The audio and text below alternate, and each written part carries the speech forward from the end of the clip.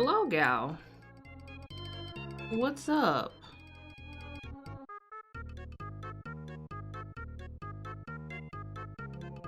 I'm setting things up still. More complicated with this.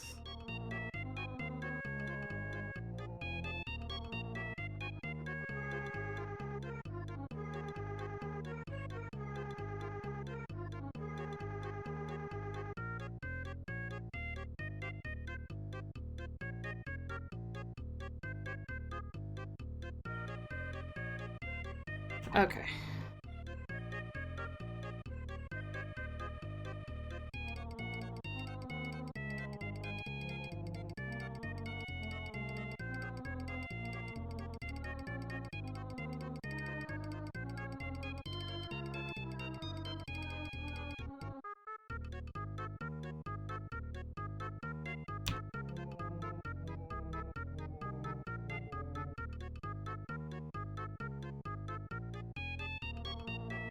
It is a bat. You're right.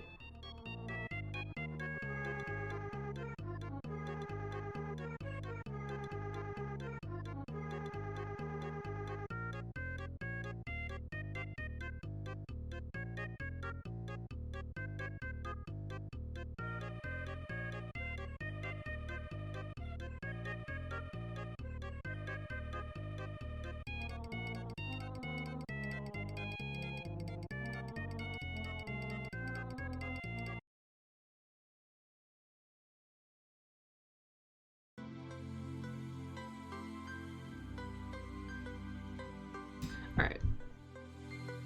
Probably get started.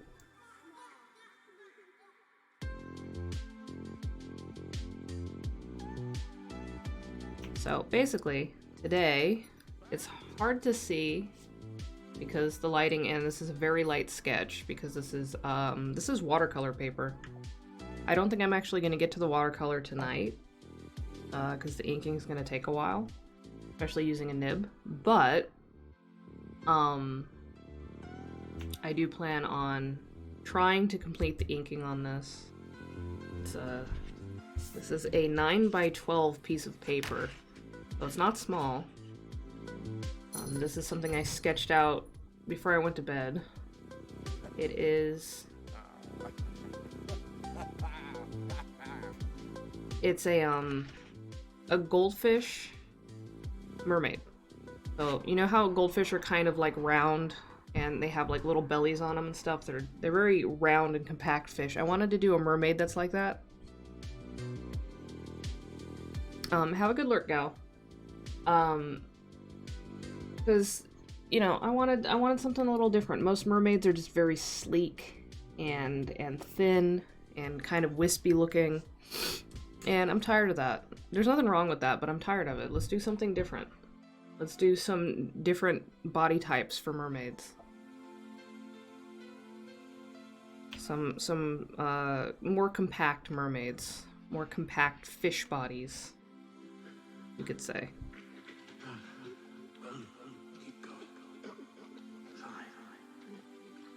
So that's basically what I'm going for with this one.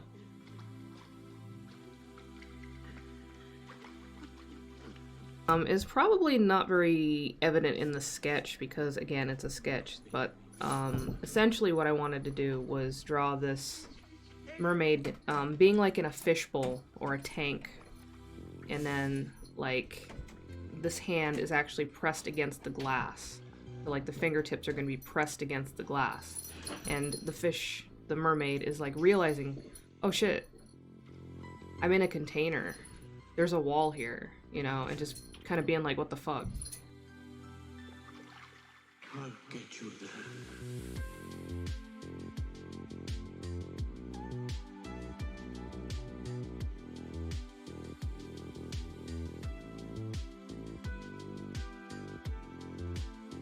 And Tobias is here, so you're gonna hear some jingles in the background. He's tooling around and being his usual self.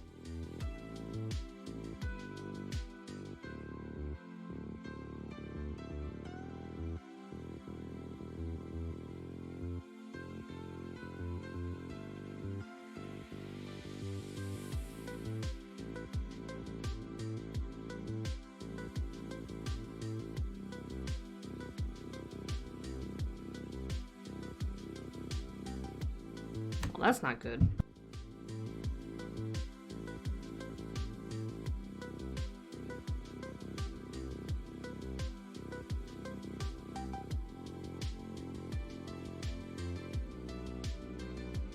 Right off the bat, we're having a nib malfunction. That's wonderful.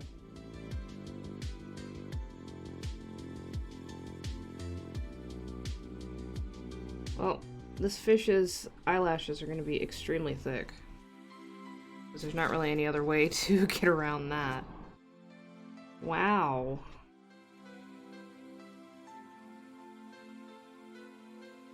Trying to absorb as much as I can, but there's only so much paper.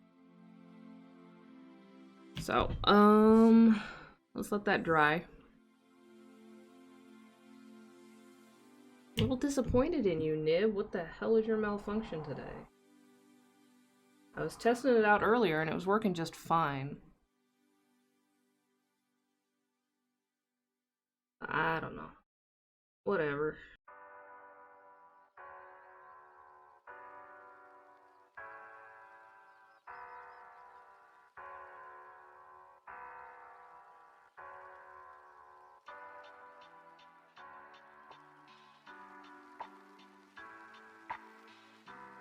It's cool. We'll work with it. We'll work around it. Not a big deal.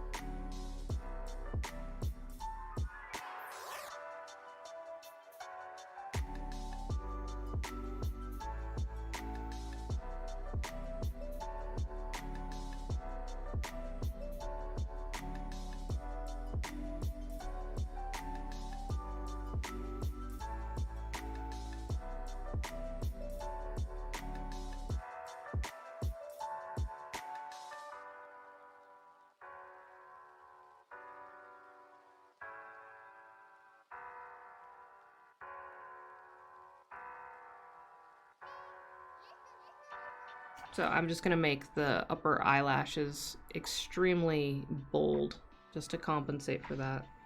And it might look a little weird on this side even after I do that, but you know, whatever. We'll work with it. It's not the end of the world.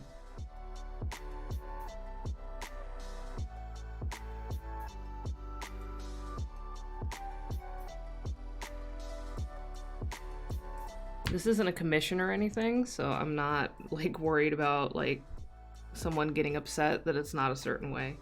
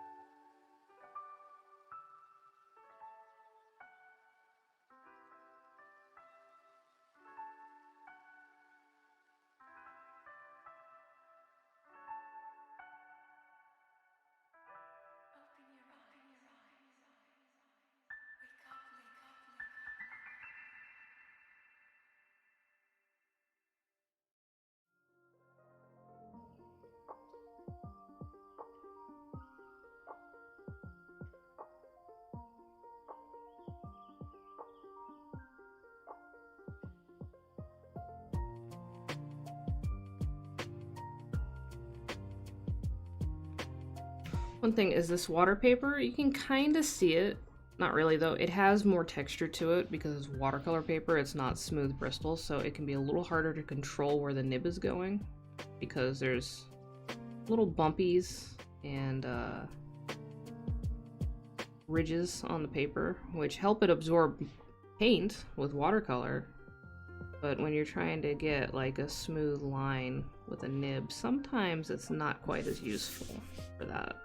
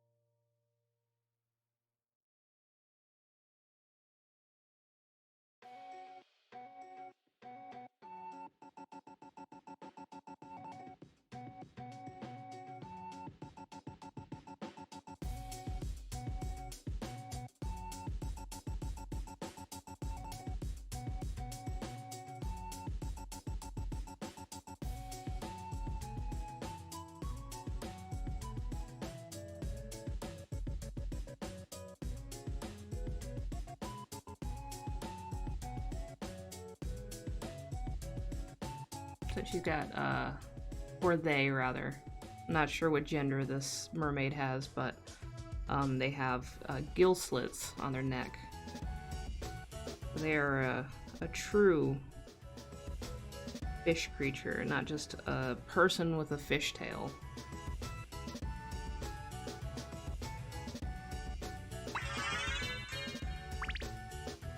Maiden in Toma, thank you for the follow.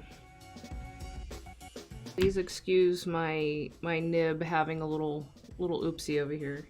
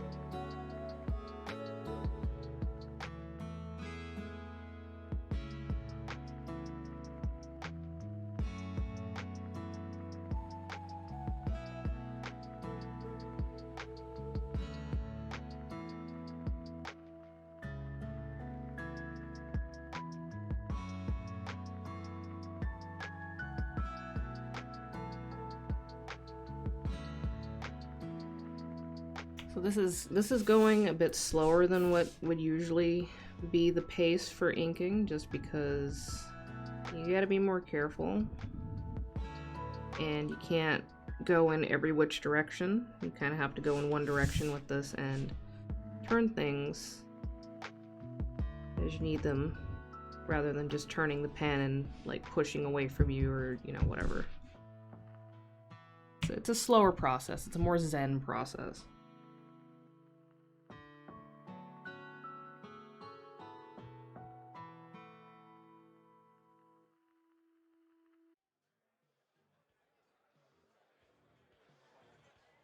I need some music.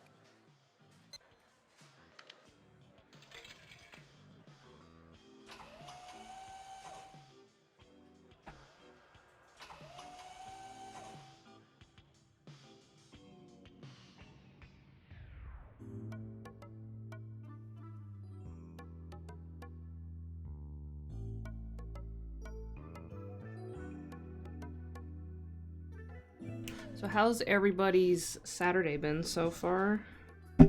I woke up like hella late today, so Saturday is still very fresh and new for me. Uh-oh, that's not quite dry yet.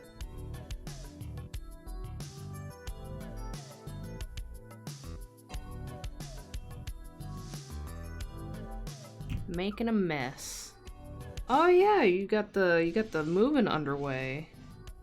Oh no, Hobbs, are you in Pain Town? I've heard that the second one is kind of a doozy for a lot of folks.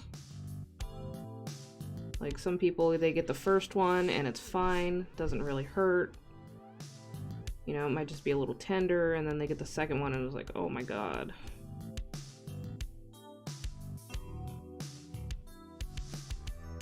I have not yet gotten any vaccines.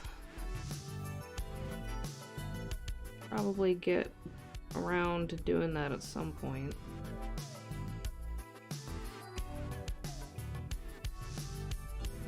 Hi, Lona. How's it going? Have you beaten Resident Evil yet?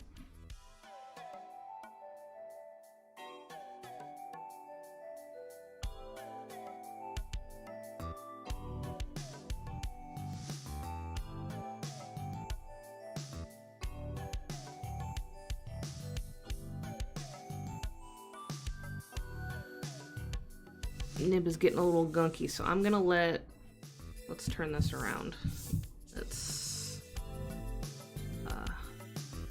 Let's do it like this, so it can dry.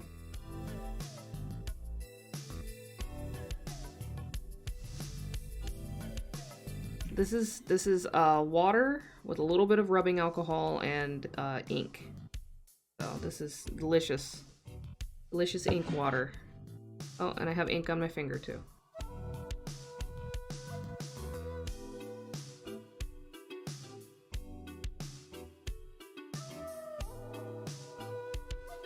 I've noticed, so Saturdays are weird for streaming. Like, sometimes there's a whole load of people, and then sometimes it's just dead. And I don't know what the rhyme or reason for that is.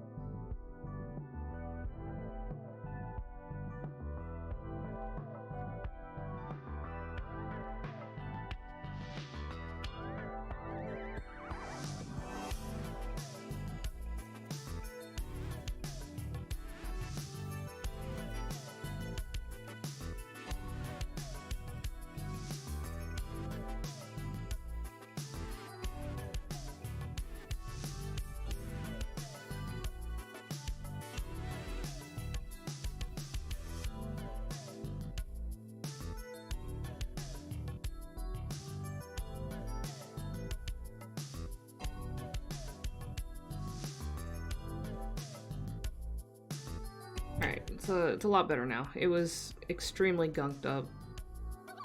Oh, I had to clean it off. Good.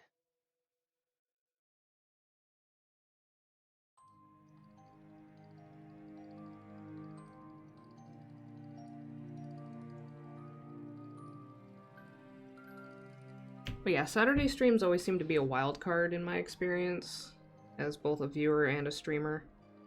Sometimes people are around and sometimes people are busy, and you can never really predict which it's gonna be.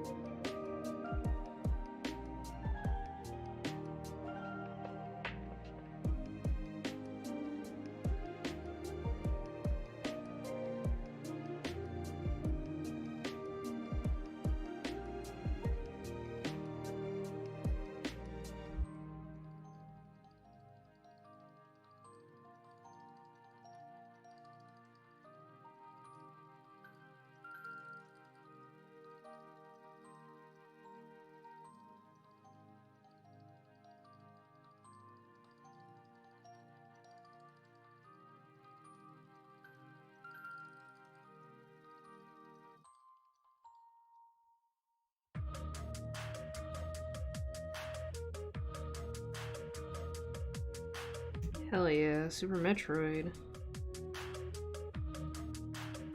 That's the shit.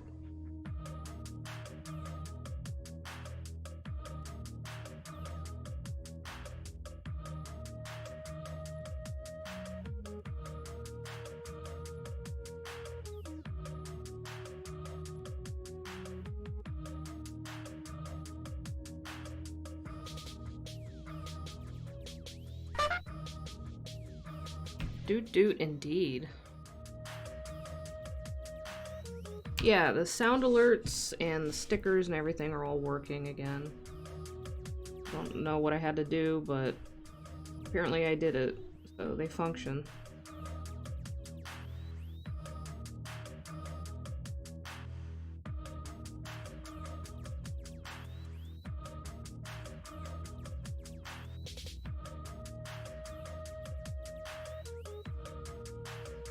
Alright, you can see where it's shiny right there. Those are very wet, so we can't touch anything in this region for a little bit.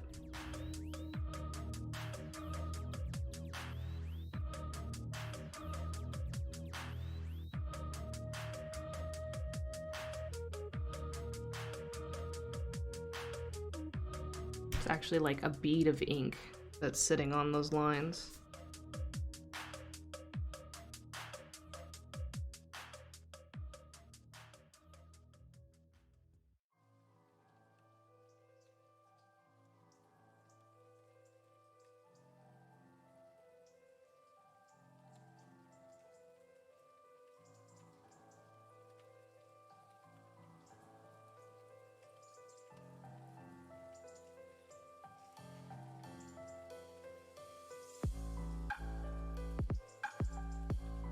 I'm just trying to find places I can actually work without disturbing the stuff that's not dry, and I'm kind of boxing myself in now. I'm running out of areas that are safe.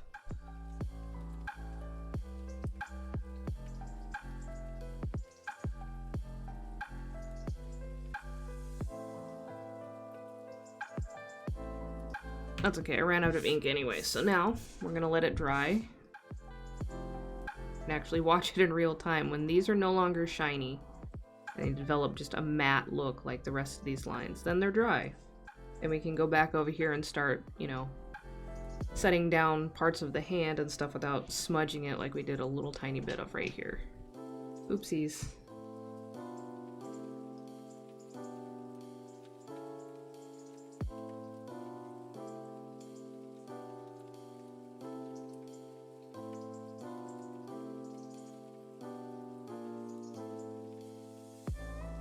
I don't want to drip on there, but so I've swished this in the alcohol water mixture, and you can see now the residual ink on here has kind of bubbled up and become almost like fluffy in texture because it's just lifting all that residue. Now I'm gonna wipe it off.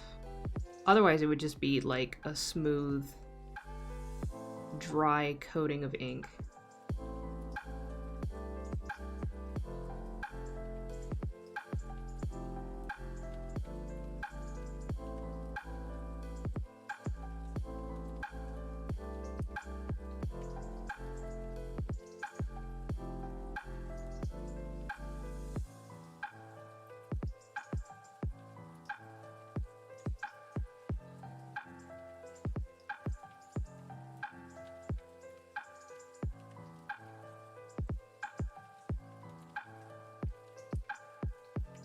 There we go. Clean again. And these areas are still a bit wet, especially over here. You can see how it's still shiny. Up here it's drying down a bit. It's much less shiny, but it's still not quite where I feel safe, like putting my hand on it or anything like that.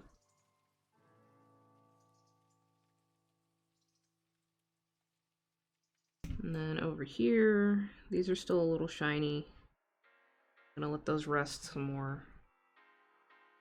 Over here looks pretty good. If I really wanted to, I'm gonna be impatient. I can just flip it around, and I can work over here.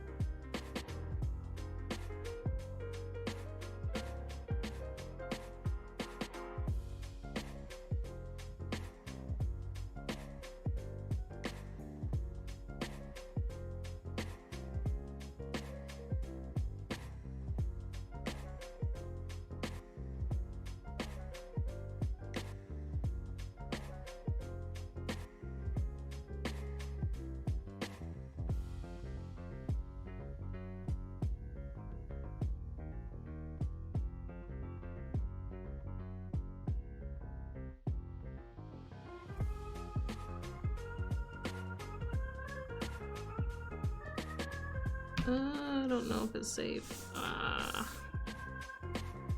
boxed myself in a little bit again.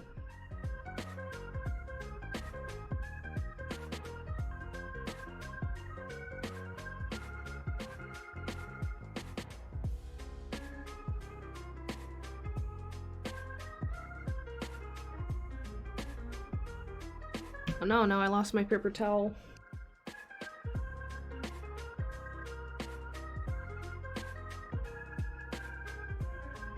I rescued it from the floor zone.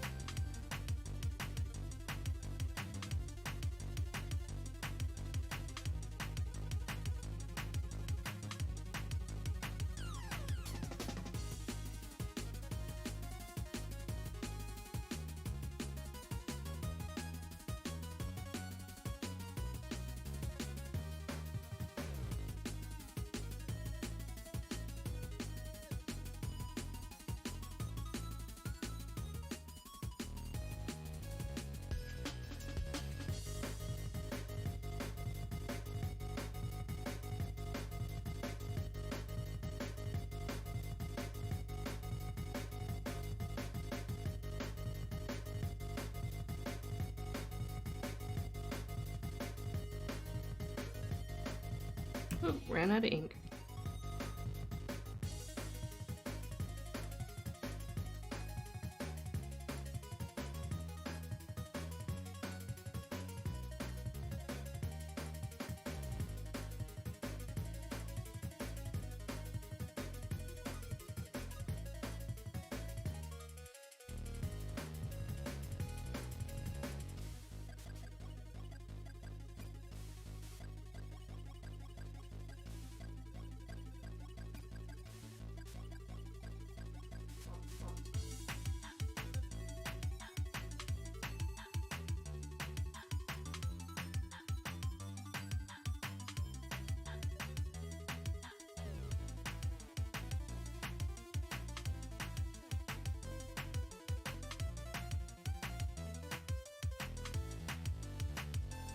I will hydrate after I exhaust the ink on here.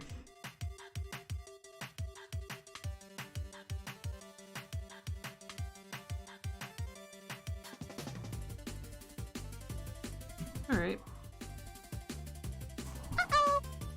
Almost. Oh, safety save. That's right, I gotta bust out the save button. Alright, I exhausted it, so let me do that.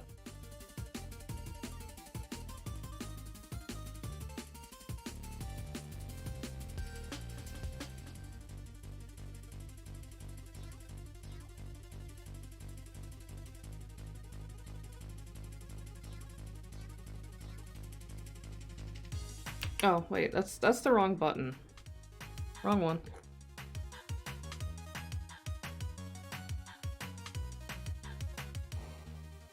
Yeah, this one, right?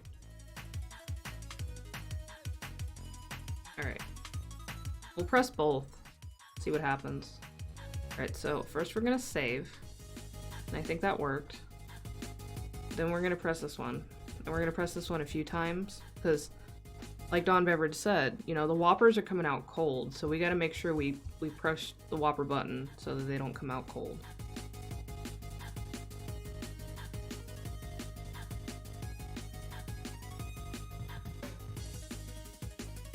Okay, so hydrate. Alright, so you want me to take a big sippy of this? Mmm. Delicious. Look, you can see like the ink solids down on the bottom. That's gross. This cup was clean when I started, and it's gonna get a lot grosser by the time I'm done. I can do a posture check though. You can't see it, but I'm stretching right now. I don't think there's any bitterant in this one.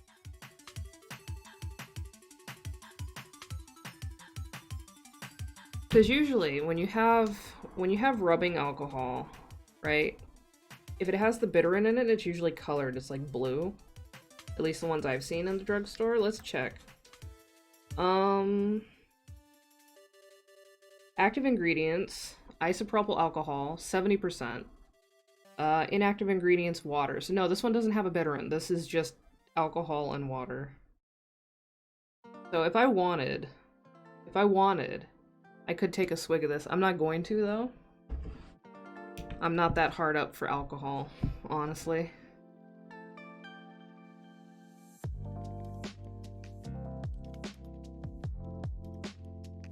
However, in lieu of that, we're gonna have some of this. So just give me like 30 seconds.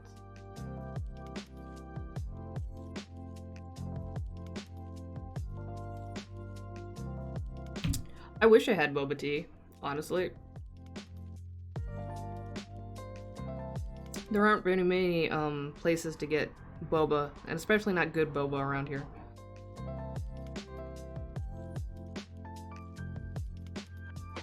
But hello, Richie. It is indeed a weed. And this is my custom hand-blown pipe that looks like a coyote skull. And this is custom homemade weed that we grow here in my house. Because I live in a state where it is legal to have, use, and cultivate cannabis for recreational purposes if you are over 21 years old, and I am definitely over 21 years old.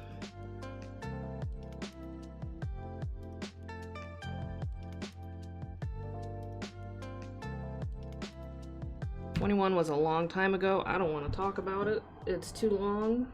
I don't like thinking about how old I am.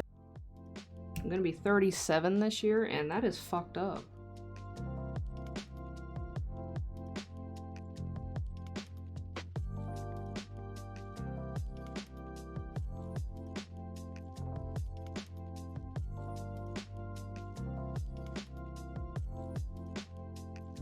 I don't know about the Pokemon. My whole thing, I don't want to touch anything that's wet on there while I do this. My whole thing with the sprites is I wanted to put sprites from games that I actually like play often. I've never been a huge Pokemon player. Like, I was already, when did Pokemon come out in the US? 1998-ish? I was already, I was in high school when it came out, so I was a little bit older than the target age for the series.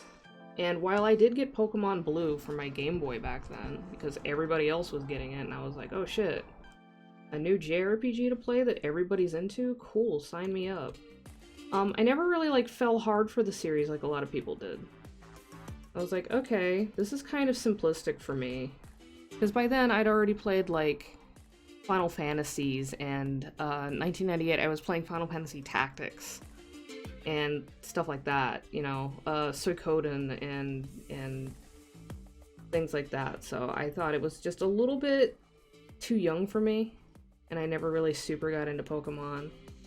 So, like, while I've played the Pokemon games, it's not, like, one of the things I would select if I was like, oh, sprites from my favorite games, you know? I can add them. If people want them, I can add them. You know, I'm fine with that. But that's why I only have, the Monster Hunter, Final Fantasy Tactics, Metroid, and Castlevania sprites currently. It's because, like, if I was gonna list off, like, hey, what are your favorite game series? Extinct. Like, what games would you say are your favorites that you can always go back and play that have, like, stood the test of time for you? And it would be those. Basically.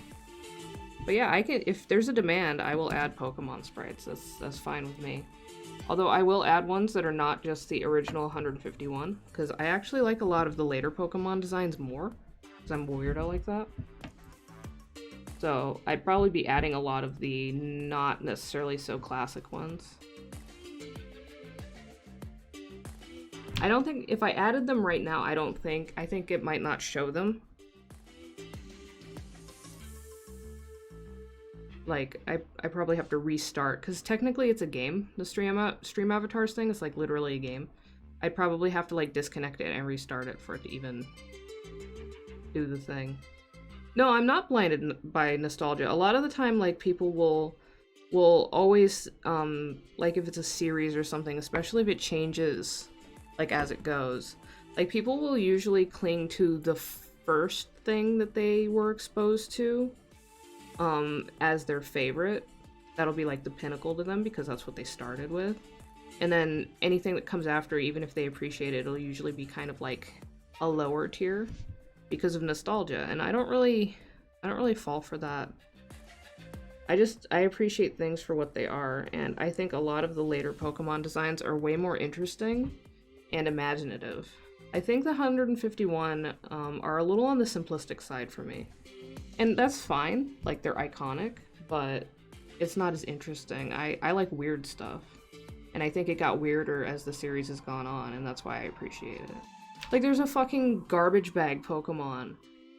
That's rad. I love that. That's one of my favorites. I love Garbodor and Trubbish. I love them.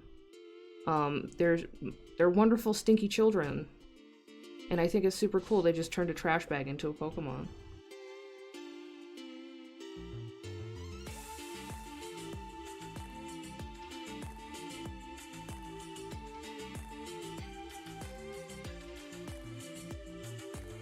Yeah, like if you think about like Mystery Science Theater 3000, like people that started with Joel will usually say that Joel is their favorite host, and people that start with Mike will probably say that they like Mike more as a host. And it usually has to do with just because that's who they started with, and that's who they kind of like latched onto first. Of course, that's complicated because Mike Nelson, unfortunately, is like a enormous Republican, like conservative and shit. And so now, even though Mike used to be my favorite host, even though I started with Joel, I can't really say that anymore because I don't like the fact that he swung so far into that realm.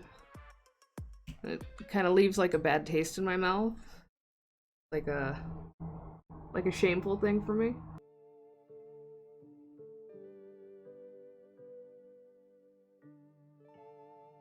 I liked Mike's delivery and humor more, and that was my main thing.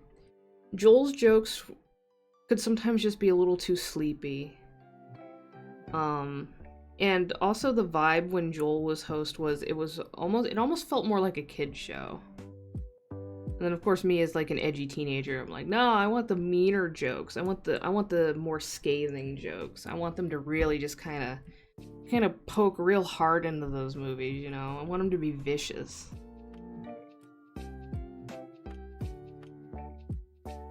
Alright, I think this has dried down enough that I can go back to work on it.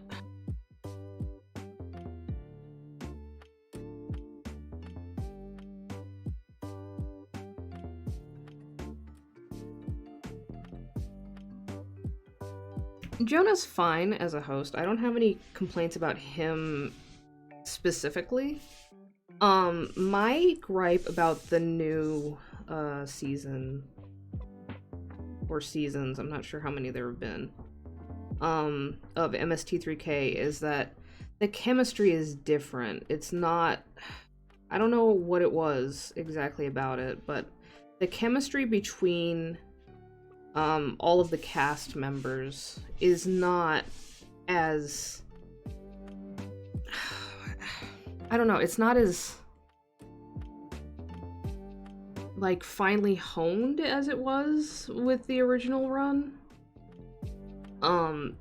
Everybody involved is really funny and talented in their own way, but for some reason all of the characters in the new season don't they don't work as well together.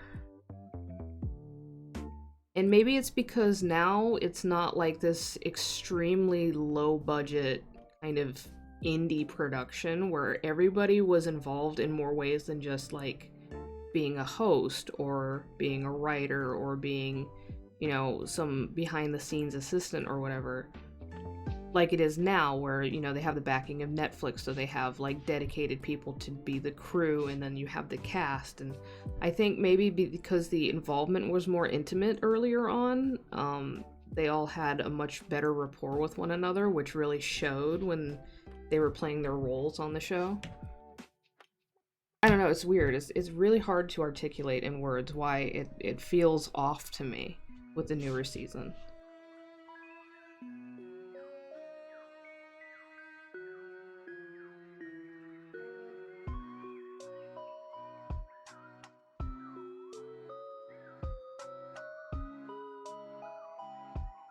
But I do appreciate the new season. It was entertaining. I like some of the directions that they went with, like, the casting and stuff. Patton Oswalt's in it, and that's always cool. But yeah, I don't know, it just has a different feel to me, and it's not... I don't want to say it's not as good, that just seems petty, but... It's not as good to me. I guess the new season almost feels like a fan production more than an official one, which is a weird thing to say. Fan productions aren't necessarily bad, but I don't know. Then again, I've never really cared for the successor projects that the original MST people were involved in after the show ended. Like, I really did not like Cinematic Titanic at all, and that was the one that had most of the, like, really original team members on it, like Joel and Clay and Mary Jo and all that. But I did not care for it at all. I actually don't like it. I won't watch it. Like, I used to watch like Shoutcast TV streams, just 24/7 streams on Winamp, actually, back in the day, of MST3K and all its related content. Like official related content, not like fan stuff. And like, when Cinematic Titanic would come on, I would just turn it off. I would just go do something else, or watch something else or something. I just did not want to watch it, because I did not like it at all. And then even like, so then Mike and Bill and Kevin did a thing called The Film Crew, which was a very short-lived series. It was more or less the same kind of thing. 3 dudes who are somehow trapped or coerced into having to watch subpar movies and end up... they're supposed to be writing commentary tracks or something. They're like employee slaves to some corporate dude or some crap like that. I don't really remember. And that's the whole premise of why they're doing this. And so, you know, the formula was very similar, but even that wasn't quite as good. I don't know, I feel like it was kind of like a lightning in a bottle kind of situation, and you can't just recreate it. Like, there was something intangible that allowed it to be as perfect as it was at the time. I don't know, I have a lot of complicated feelings about Mystery Science Theater 3000 in particular, because it formed a very big part of my adolescence. But I can't really necessarily put them all into words in a way that actually does the feelings justice.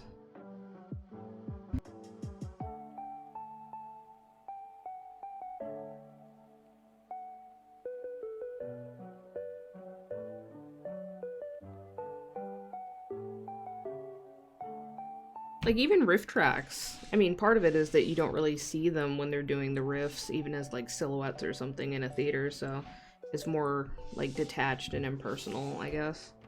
But even riff tracks never quite managed to hit the same notes in all the same ways as the original series did.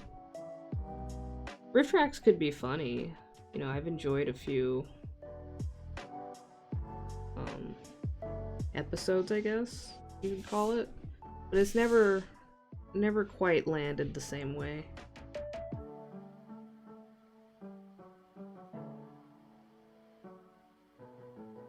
It's just a product of its particular time and place in the universe. All these elements, material and immaterial, just kind of meeting serendipitously and creating this thing that, you know, it can't be recreated.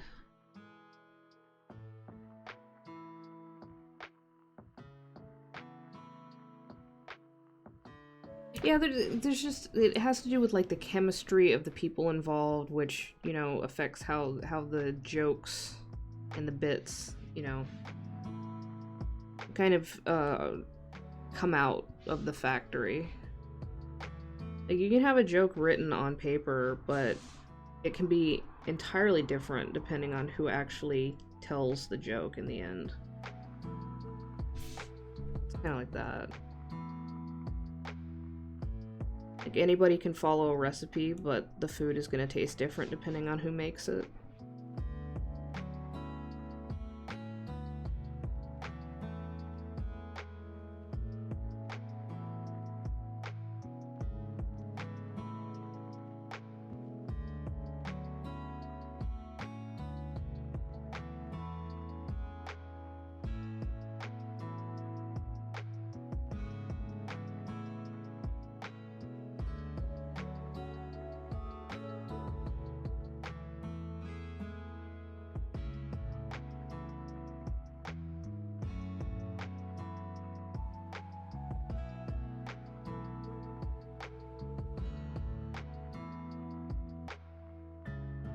Little tiny scales.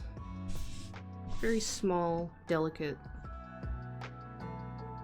I'm trying to remember where I've inked so I avoid putting my hand on it, and I can't entirely remember. I'm just kind of jumping around, and I probably shouldn't be doing that.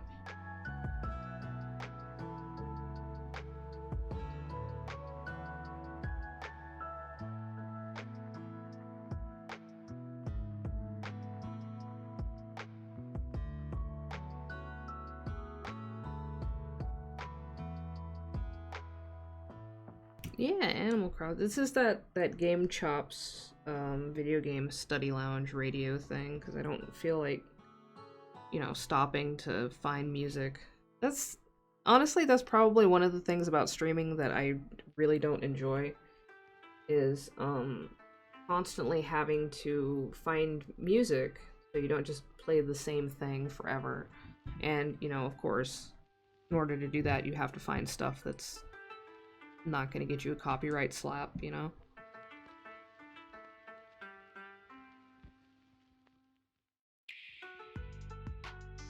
Yeah, like, there's plenty of music I want to play, that I want to listen to, but I can't. This Twitch will get mad at me. Copyrighted. And I can only play Conrad so many times.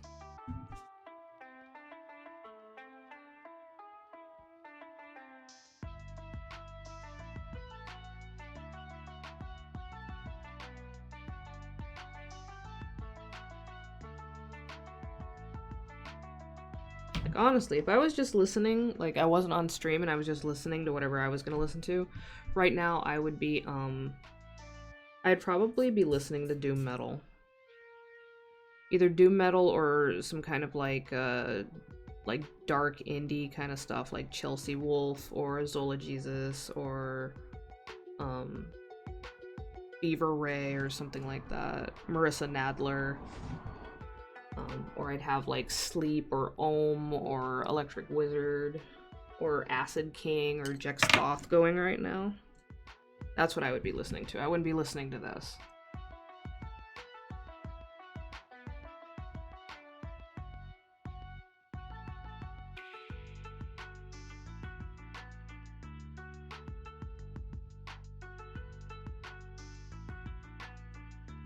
I should probably make playlists, like, and then, like, share them, like, in my Discord or something, or have a command, so if you want to listen to the music I'd actually be listening to on stream, if I could, then you can listen to that. Although, it's probably a little niche for some people's tastes.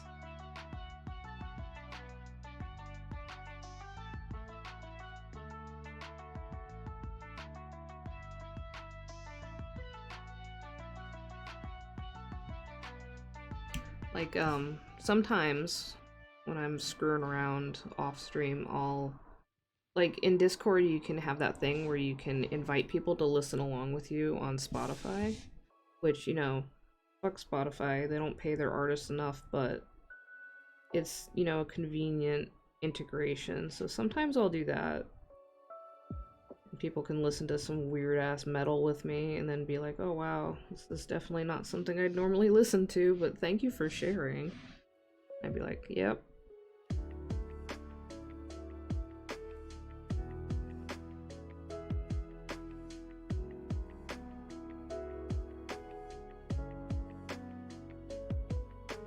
Sometimes I listen to what I consider the oldies for me, like the stuff that I listened to as a teenager, so I listen to like KMFDM and Rammstein and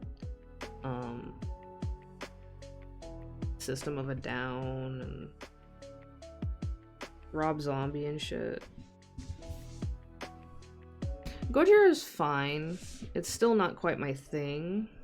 As far as metal goes, I'm very picky. I usually listen to the more obscure, sometimes avant-garde stuff. More so than like death or black or thrash or symphonic or power metal. I like doom metal, I like funeral doom, I like stoner doom, I like sludge metal, I like industrial, I like noise, I like power noise.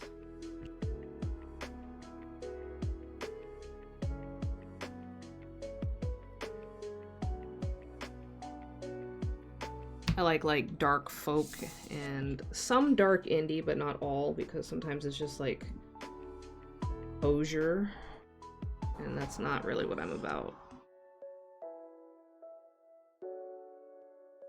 I'm sorry, Lonan. It's just not one of the bands that I typically listen to. I have nothing against them. I have listened to them before. They're just not normally something I play. I listen to like Sub Rosa, which unfortunately they've broken up, so we won't get any more music out of them, which sucks because they didn't have a whole lot to begin with. Like I said, Chelsea Wolfe is a big one. I listen to a lot of her. Soul of Jesus.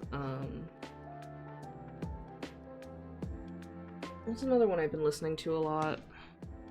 I have to pull it up, I don't know. Lately I haven't been listening to music as much as I've been putting on like YouTube videos in the background when I'm working off stream. Or I'll watch a Twitch stream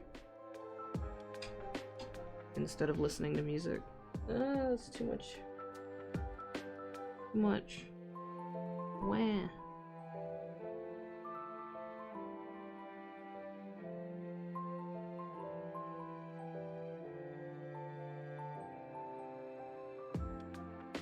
I also listen to like stuff like Boards of Canada, Conrad.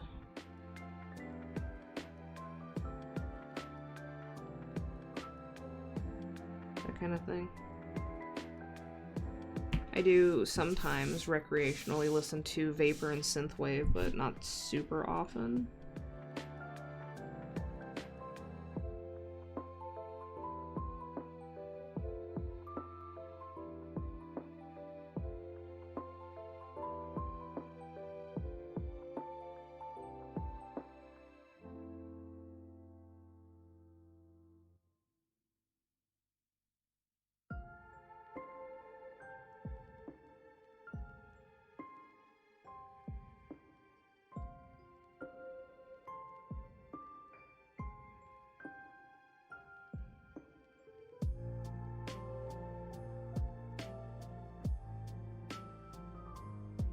It is just a chill ass Saturday, isn't it?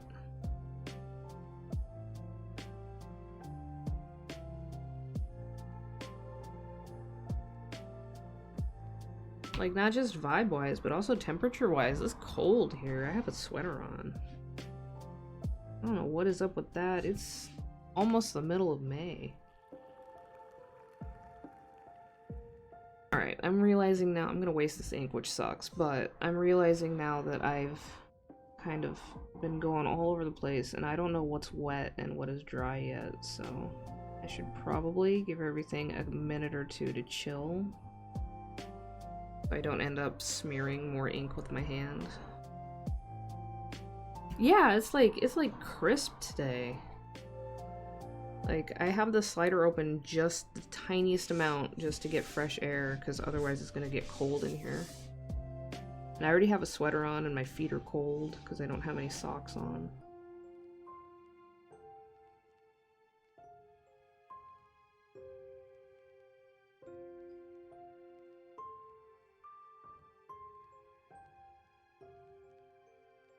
I'm realizing I should not be putting my hand down there. Okay, I'm gonna stop. I'm gonna stop. I said I was gonna stop and then I went for another dip, so I need to stop.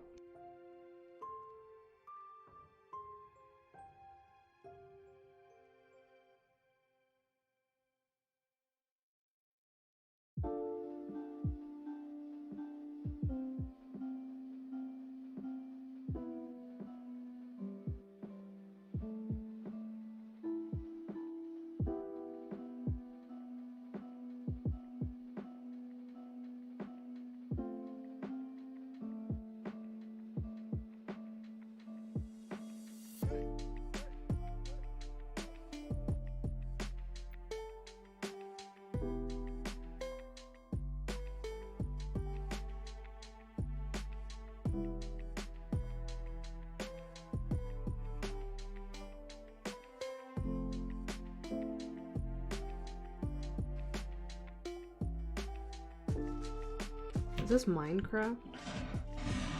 The forbidden tea. Look at it. There you go. Take a big sippy of that. Also, it has a cat hair in it, because of course it does. Cats haven't even been near this cup, and yet they've already gotten their hair in it.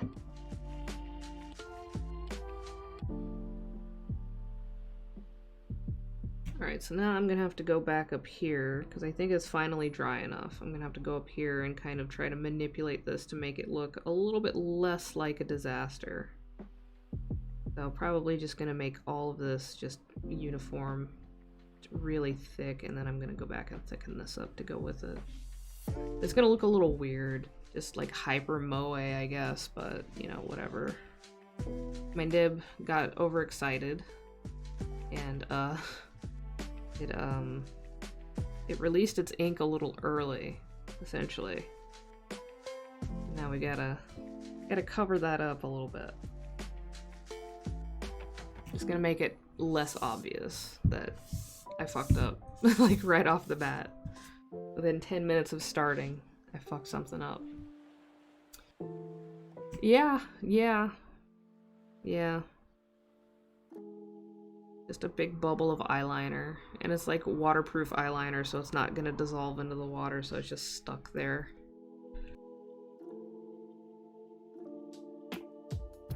So now I'm checking. There's some shiny areas, so those are probably not quite dry yet. And if I like move my hand around on them too much, they're gonna smear. Right here, right here. This little corner of the fin right here. Those are all kind of shiny still. I want to let those rest. Here's my little scrap board that I'm using to like do like a test stroke before I apply it to the paper, so if there's excess, it'll, you know, blorp it out on here instead of on the drawing. Oh man. Trying to find housing in California. Ooh, that's a fool's errand. There are streamer houses and stuff. Which is cool. That's like a cool way to, like, you know, do like a crowdfund group project for like living and work, I guess. But that would suck. Like, what if you, like, got into, like, a huge beef with one of your streamer roommates?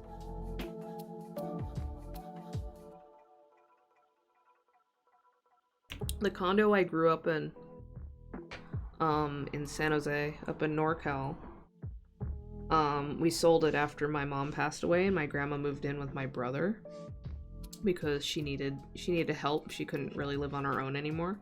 When we sold our condo, which it's like a townhouse, but it was pretty small. Like, I think the square footage was actually a little bit less than the place I'm living in right now.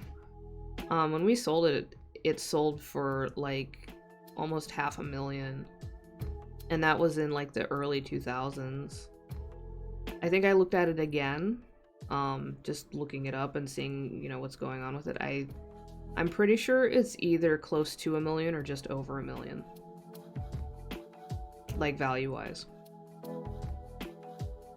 It's fucking nuts. It's not a new build either. It was built in like 1974. And, you know, it needed, when we sold it, it needed like pipe refittings because it had like old pipes that probably used lead solder because it was built in the 70s.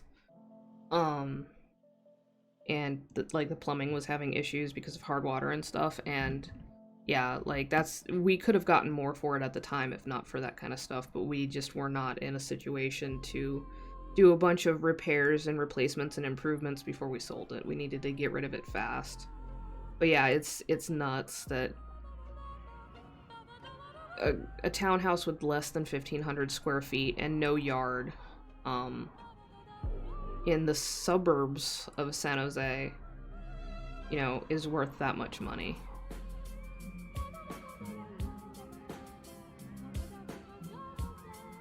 Then I was looking around the neighborhood that I grew up in, just looking at the other houses, like the detached houses, and they're even more. They're like 1.5 million to 3 million sometimes because they have like land and like yards and stuff. It's outrageous. How is anybody supposed to live there? It's a nightmare.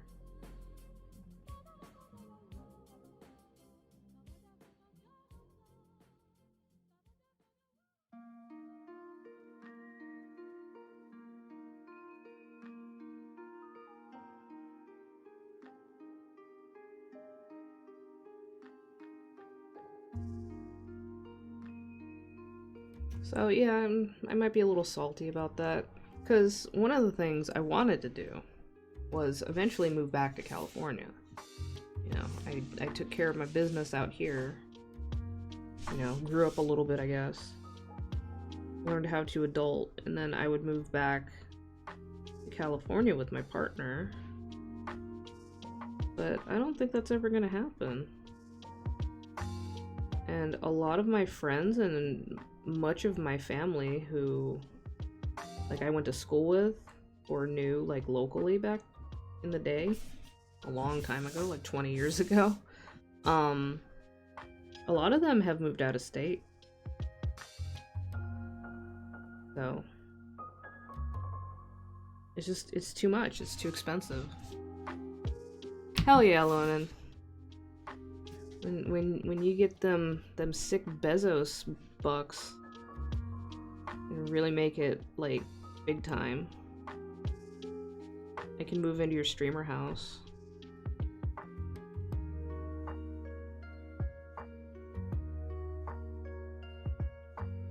There, we'll do eyelashes, like actual, like, there. Now it looks a little bit less bad and weird.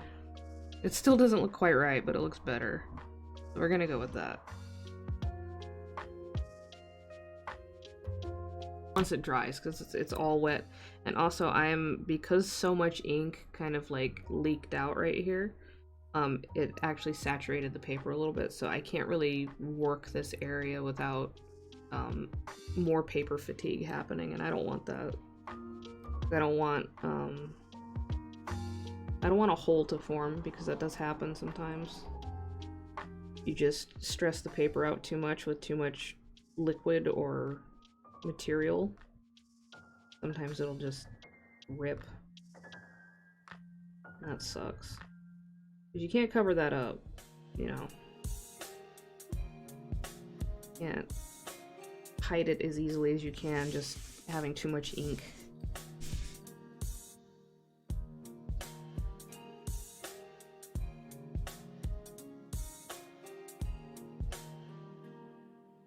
Especially if I'm going to be putting watercolor over this. Probably not tonight. Ideally, I'm supposed to let this ink dry for 24 hours before I put any kind of like paint or marker over it. So I think I might try to do that. Uh-oh.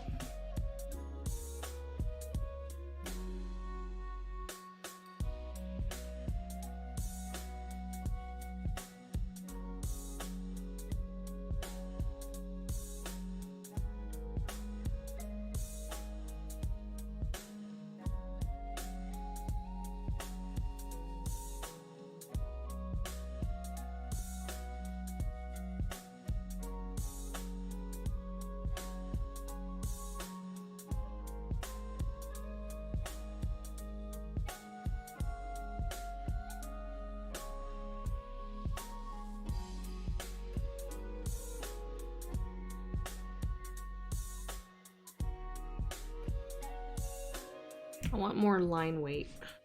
I'm just emphasizing some lines a little more. Because you know how I am with those lines. I want them thick in the right places.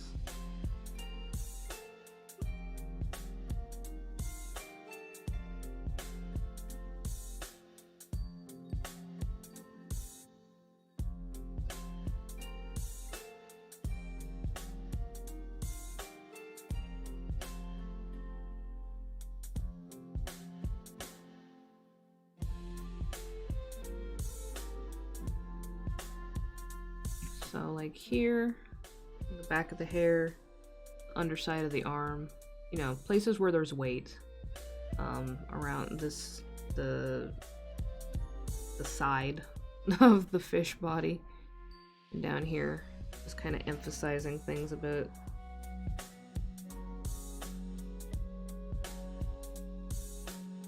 Like down there.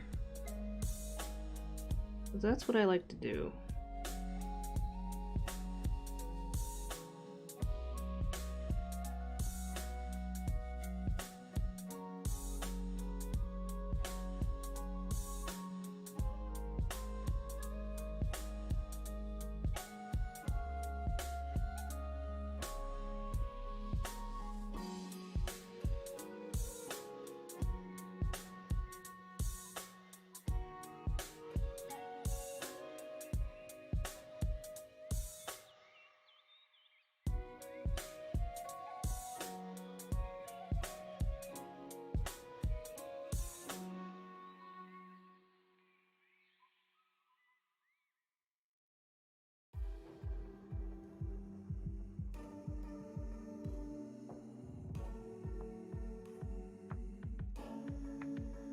Alright, now I gotta let it sit.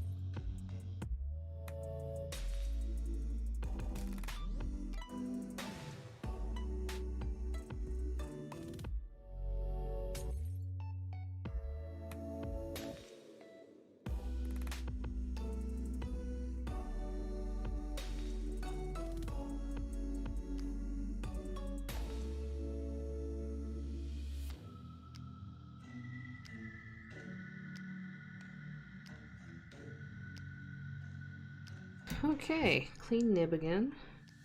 Waiting on things to dry a little bit. And dropping the lid, or the cap, or whatever it's called. Doesn't stay on the back of the pen very well. Yeah, this is, it says it's called Grimecraft. So, there you go.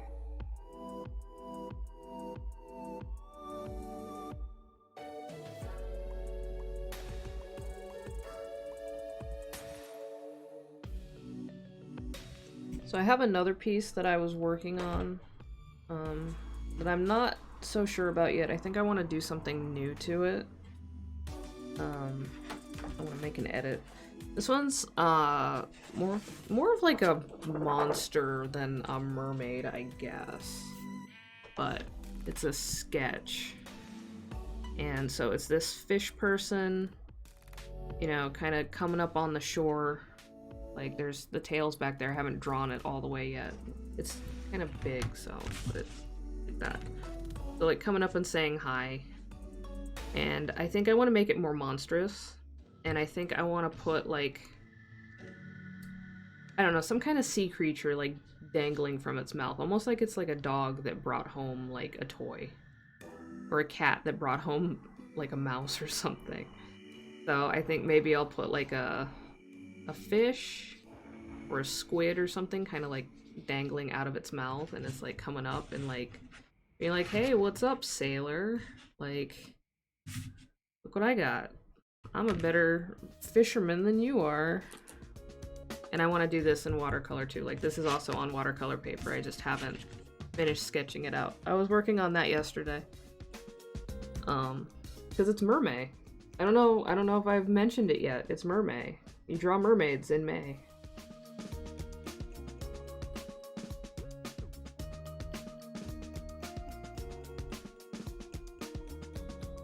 So this one I kind of cheated. I used some 3D mannequins. Like, you know, you can there's like services like in Clip Studio and stuff where you can pose a 3D mannequin.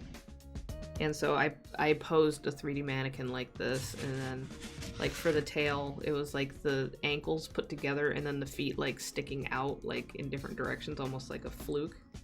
And I used that as a model like on my screen, and then I was like drawing it on the paper. So yeah. I made my own reference. Huzzah. In order to make a fish person. I feel like, so I like this, the way the fins are here. I want to put something more on top of the head, but I can't figure out what. I was experimenting with like more fins and stuff, but none of it looked right to me, so I don't know what I'm gonna do for that. Maybe I'll just leave it like that. Maybe just do some coloration. I was looking at pictures of fish for reference and stuff, and I noticed that a lot of the time, compared to like terrestrial animals, fish don't usually have a whole lot of protuberances on their heads. Like they don't have like horns or, you know, external ears or anything like that. They don't tend to have like bony growths and stuff, usually, unless it's like a pufferfish. It's usually just very smooth. Probably because they're trying not to draw attention to their heads for some reason. I don't know. But yeah, so this is another one I want to work on. This might be next week, depending on how long it takes to finish inking and then painting and finishing this one. I might do this one next week, once I figure out what I'm gonna do and finalize the sketch. But yeah, so also I had to redraw this one. I actually drew it directly onto the watercolor paper at first, and then I ended up realizing it was too close. Okay, so the tail fin was too close to the edge of the paper, and I like to keep a margin of like at least ½ an inch on all sides. And I couldn't just redraw the tail because it would just be too smushed up against the rest of the body. So what I did was, because I can't just, you know, lasso tool it and move it over like I can digitally, I ended up getting a piece of marker paper, which is slightly translucent. It's not quite like tracing paper, but you can see through it a little better than you can like this. Put it over it, traced it onto that, and then put that on top of a clean piece of watercolor paper to position it. And then I have an ebony pencil, which is a very dark lead, and on the back side of the marker paper I scribbled a bunch so that there was carbon on it, and then I put it over this and I traced over it to transfer it, and then continued the sketch from there. Actually, I think this is the same paper I drew it on originally, I just erased it. I didn't want to waste watercolor paper. I don't have a whole lot. So yeah. I had to do an old-fashioned transfer because I forgot how to maintain my margins. I almost ran into that problem with this one, so you can kind of see a very faint pencil line here. This is actually a 1-inch border that I have on all sides. Because I'm going to be painting this and the background is going to stop at this border. And originally I was like, ah shit, I can't fit all of the tail fins in there. Unless I like scrunch them up and make them look weird. And then I was like, you know what? Just having a little bit of overlap is fine. So like the paint is going to stop here and then this part's actually going to stick out into the white margin a little bit.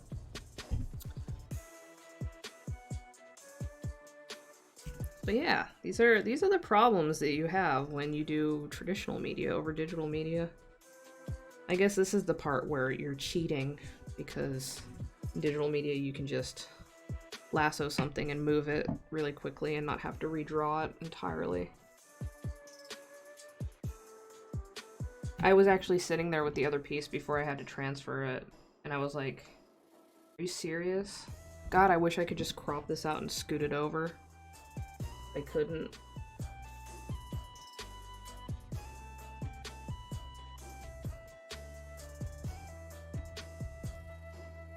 Alright, eventually I'm gonna have to do that hand, but I don't want to. I'm not 100% happy with this one either, but it'll have to do, because I can't redo it without redoing the whole thing. And wasting ink and paper. I also have been shopping for watercolor brushes because I do have a few from the bygone days of me actually using watercolor semi-regularly. But they're very old and they have not been kept in the best condition because I use watercolor so rarely that I just didn't care enough about them to store them properly. So most of them have really frayed bristles. Some of them are actually kind of bent because they were stored in a way that bent the bristles until they retain that shape, which sucks. Those are synthetic bristles though, so they're not, you know, super expensive high quality ones. And so I've been shopping for some replacements. It's just, you can either get extremely cheap brushes, which, you know, you'll probably end up paying for it in some other way because they're not going to be that good, or they're not going to last very long. Or you can get the really, really, really, really, really expensive, high quality, professional artist grade brushes. And by expensive, I mean some of these, like, it's a set of like 4 or 6 brushes and it's over $100. I was seeing sets of squirrel hair brushes, like made from, you know, the hair of squirrels. And like 3 of them was like $60 just for 3 brushes. And it's like, damn.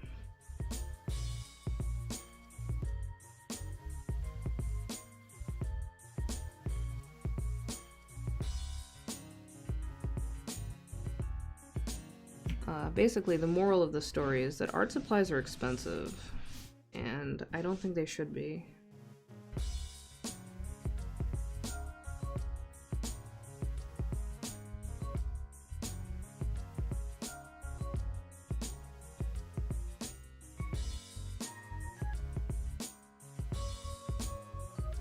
Is this Yuffie's thing? I think it is.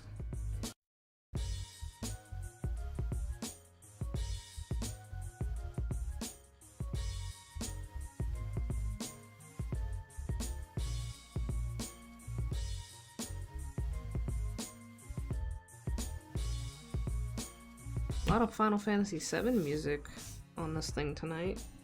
Wonder why.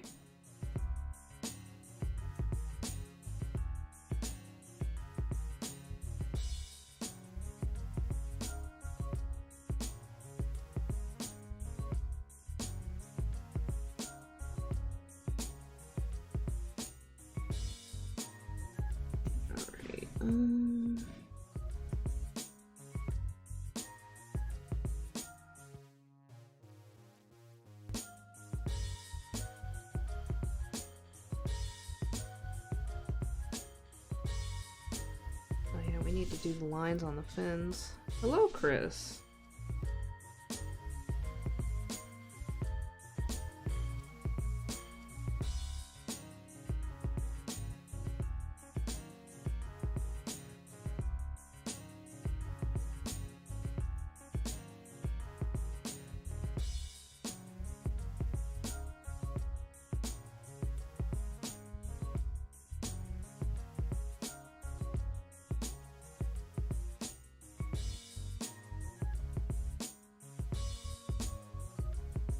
Oops, out of ink.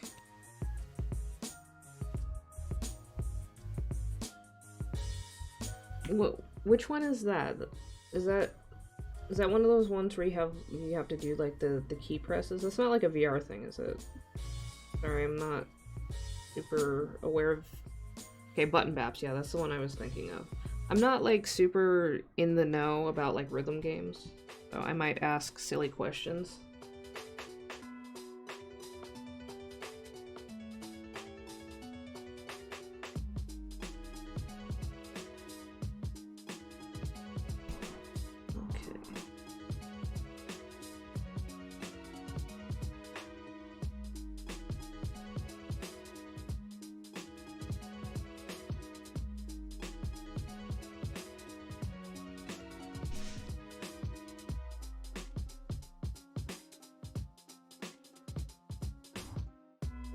What's this from? It sounds kind of familiar, but also not really. I can't place it.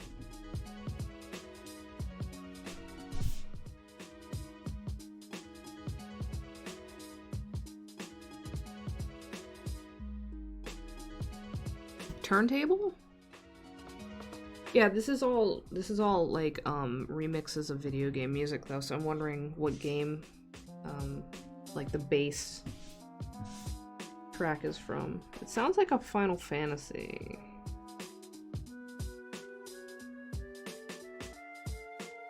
I don't know which one.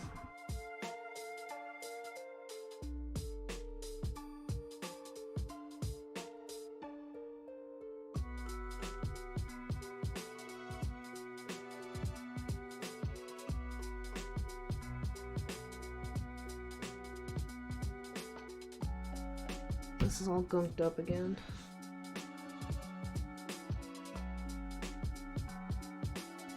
Oh, let's check on the Forbidden Tea.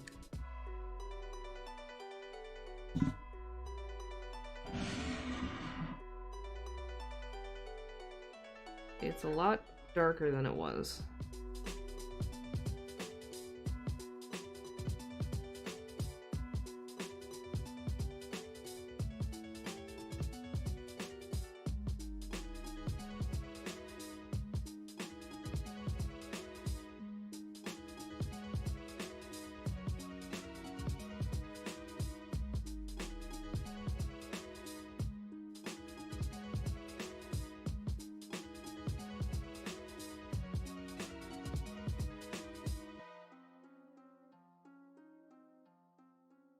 It's a very good steep.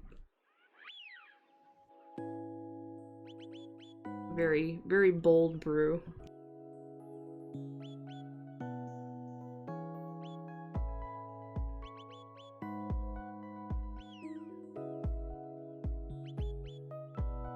Alright. Now I wanna...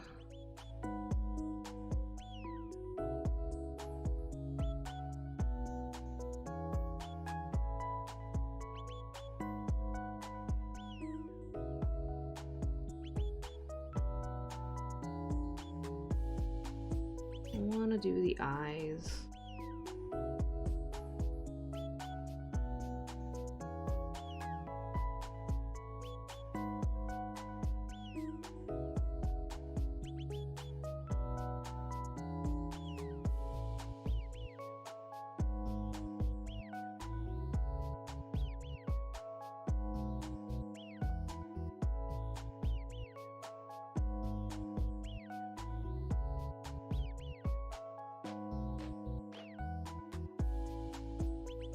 I'm not sure if I want to fill them in with ink or if I want to use watercolor for that.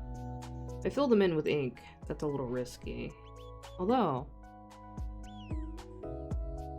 I could use my brush pen instead.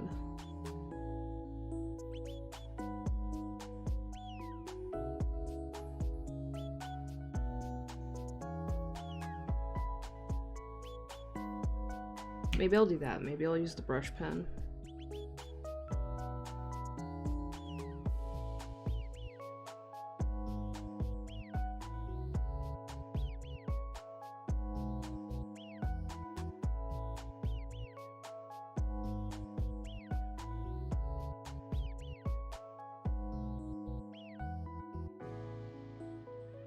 One thing that's gonna suck when I do the watercolor is that I don't have like a blow dryer, like a hair blow dryer, and those are really handy for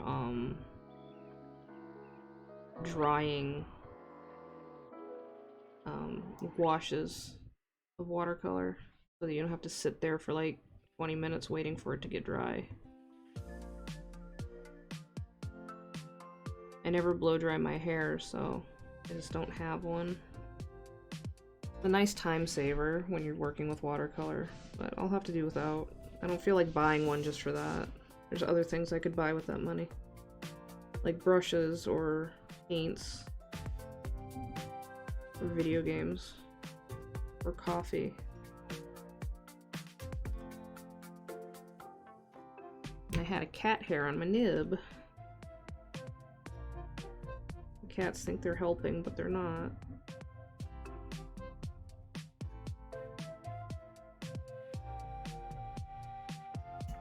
Ran out of ink again.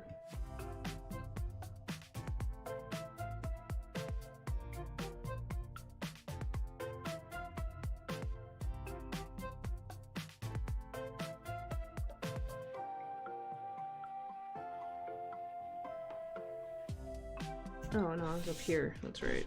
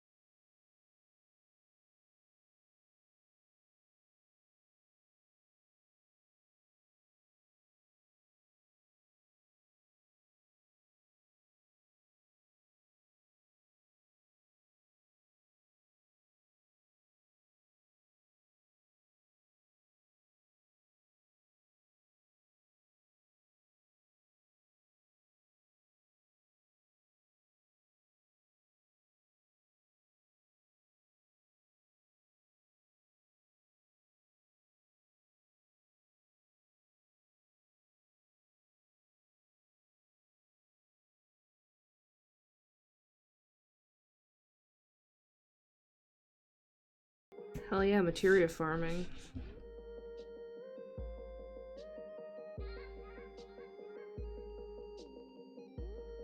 Okay, yeah, so for that I think I'm gonna go with the brush pen, because I can fill a large area more neatly.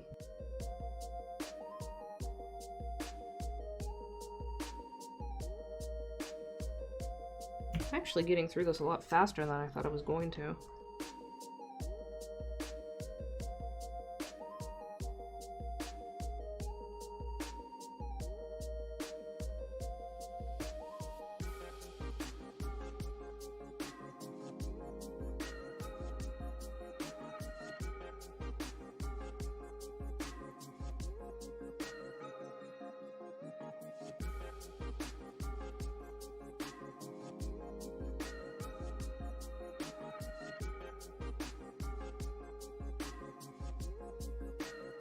This water's essentially just black now. Like, you can't even see through it anymore.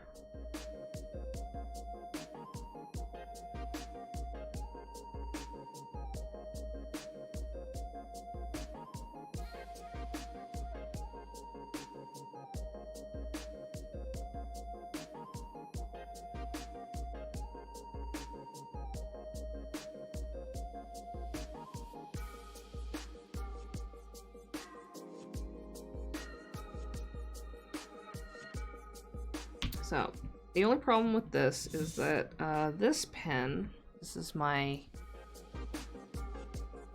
Pentel pocket brush pen. This is not filled with the deleter ink that I'm using with the nib. I actually believe it's Pentel ink because it's a cartridge.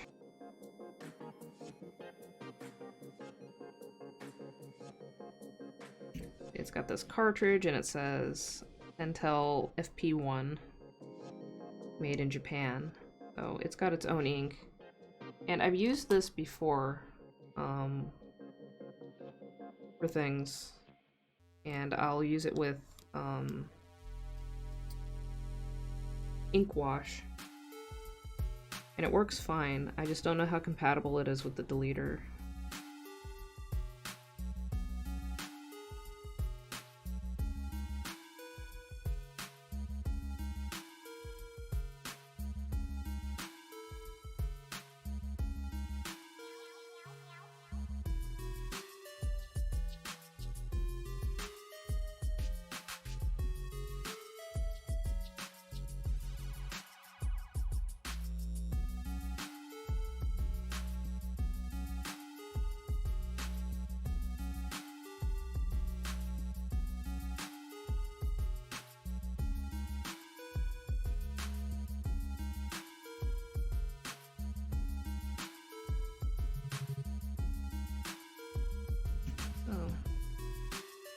So that's doing a pretty good job of just filling in this area. It doesn't quite match up. This ink is not as opaque as the deleter. A little more translucent, you can see the paper through it a little bit. So I'm gonna let that dry, and it should dry faster because it's not as thick. I'm gonna let it dry, and then I'm probably, so you can kind of see where it's shiny from being wet. Once it's dry, I'm probably gonna do another pass just to make it more uniform.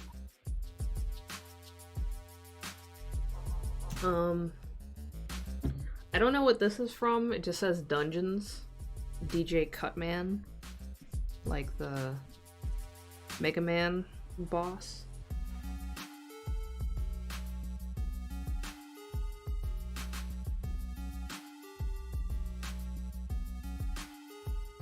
And then after I finish the eyes, I'll probably do a pass with the eraser to get rid of the sketch lines. I might touch up some of the lines that fade from the erasing, but I'm not going to paint this tonight because I want it to sit for at least 24 hours to let the ink fully dry and cure. And then what I'm probably going to do is I probably am going to switch over to this, and I'm probably going to leave like this area uninked because I might be changing it. and I'll focus on the other areas that are pretty much all set. And then probably next week, either Thursday or next Saturday, I'll paint this on stream with watercolors. I might have new brushes by then if I go ahead and pull the trigger on buying a set of new watercolor brushes. That would be ideal.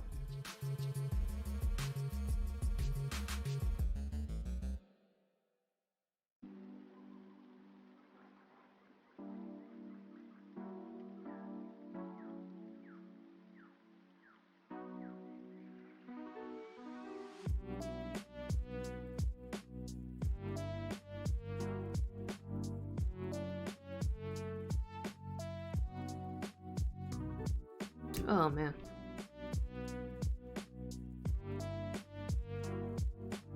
Also, I don't have I don't know what you call this. I have like this special portable drawing desk thing that I use for this. It's a nice, flat, smooth, uniform surface. You can have it kind of more elevated at an angle, or you can have it more flat, and I have it more flat today, and I'm not sure what I like more. I mean, for sure, I can set a pen down and it doesn't roll anywhere, so that's a bonus. But I don't know what I like more. I feel like my back hurts more this way. Probably from, like, leaning over more. Caffeinate. Hell yeah.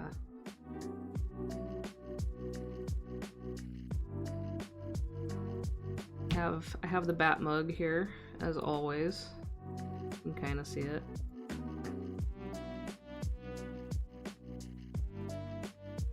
Pokemon, what, this track?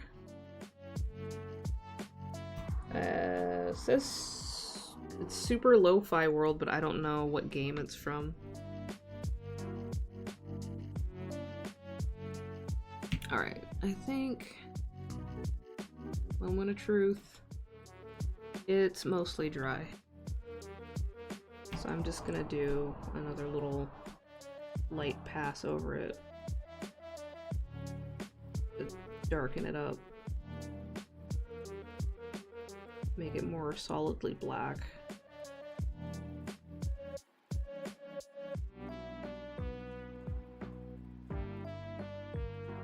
Yeah, maybe. You might be right. I don't know. They don't have, so it says National Park Hellant Super Lo-Fi World 2. That's all the information I have. But, on the video, because this is a YouTube thing, it's a scene from Pokemon, so you're probably right. Okay, you were right. Good catch. Alright, so where are the areas that I have inked the least recently? I guess around here on the chest is one. I don't remember doing anything with that for a while. I can just get some of these sketch lines up. Save myself time later.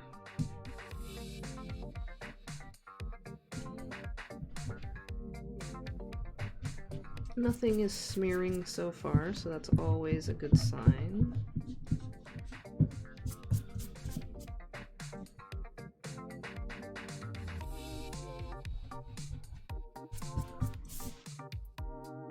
Not really any fading either, that's nice.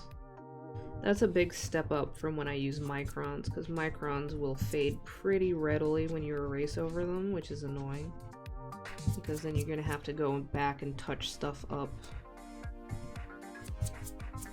And then have to deal with the possibility of smudging things all over again. There. I want one of those brushes that like architects have. It's like a brush that you just use to get rid of like pencil shavings and stuff. And like eraser poop. I don't know what to call the eraser shavings or whatever. I just eraser garbage. I don't know.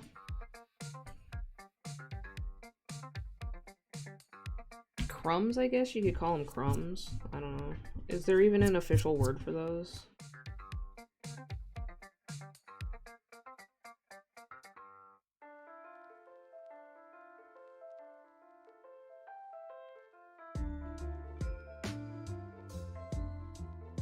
Yeah, shavings, but that doesn't quite make sense. Like, this is just me being pedantic because I do that.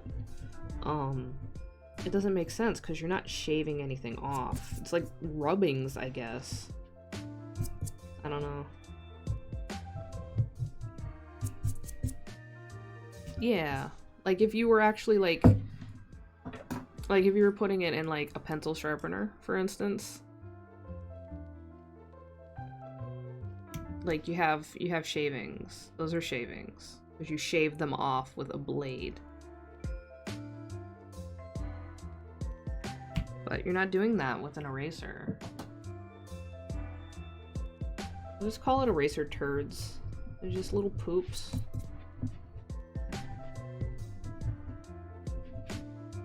Oh, it looks like we got a little tiny smudge right there. Oops.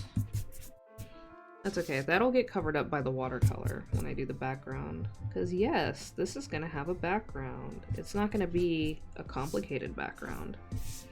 It's mostly just going to be kind of like a shifting green to blue to green to blue kind of thing going on back here. Sheddings, yeah. That would work too. Again, you could also call them like clippings or trimmings, but that would also not be correct because you're not clipping or trimming anything. There is a tiny little bug in here. And I don't know what it is, and I don't know if it's trying to bite me. I don't like it. And I wish it would go away.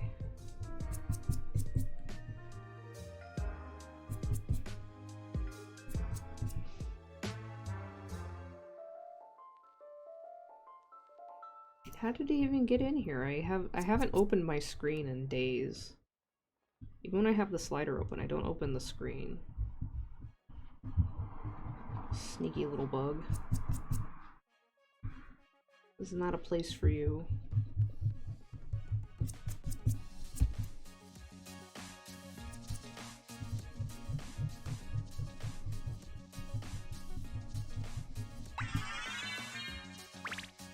It's Sunny. Thank you for following. Welcome. I am erasing pencil lines off of this mermaid picture right now. I'm trying to do it in such a way that I don't smear any ink that isn't fully dry yet. So far, so good.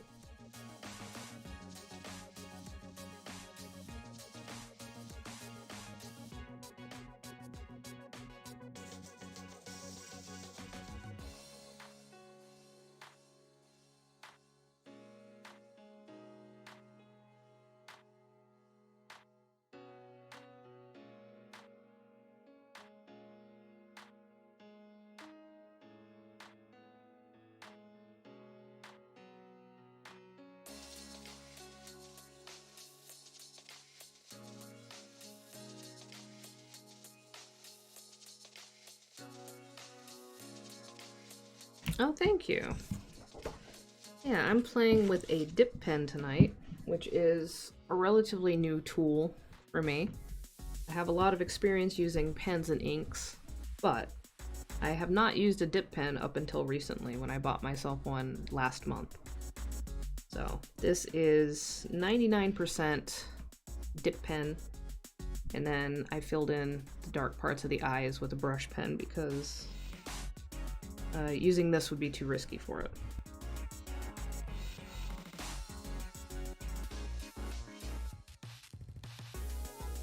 This is going to be colored with watercolor, like actual watercolor paint.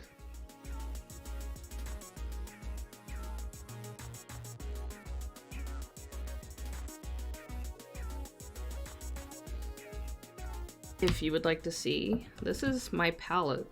This has not been used in years. I just never cleaned it out, and it's a little shameful, but actually these paints are in pretty good condition. Except for the orange up here, which looks like it's kind of trying to separate. I could probably still use all of these if I just wet them. But this is my palette from the last time I used this. As you can see, I was using a lot of dark green and blues. I'm not sure what for, but those were some primary colors that were going into it. And then this is little mixing wells where you take some paint, put some in here, take another color, put it in here. swish them around until you get the color you want. This is what I'm probably going to be using for this when I actually get to the painting.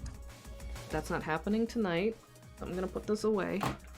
I dug out a whole bunch of old art supplies of mine that haven't been used in a while.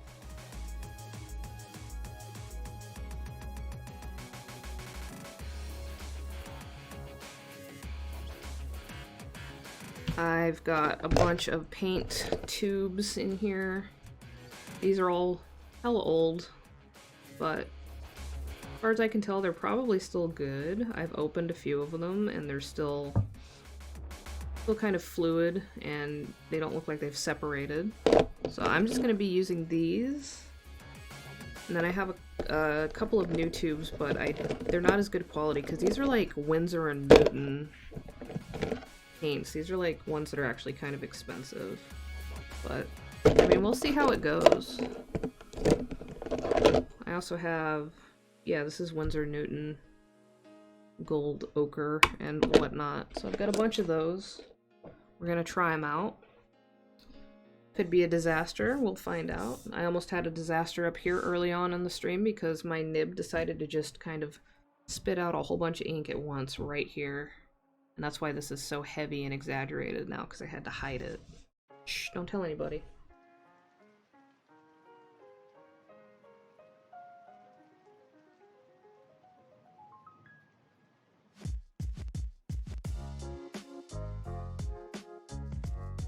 But now that we're done inking that, we're gonna set it aside. We're gonna start work on this, which is another sketch that I started yesterday. I think it was yesterday. Yeah, it was yesterday. And I worked on it a little bit this morning before I went to sleep. This is more of like a fish person, not necessarily a mermaid.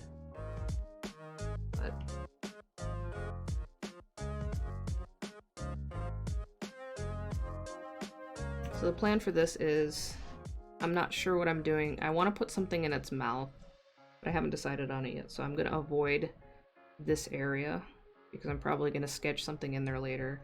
I'm just going to work on everything else.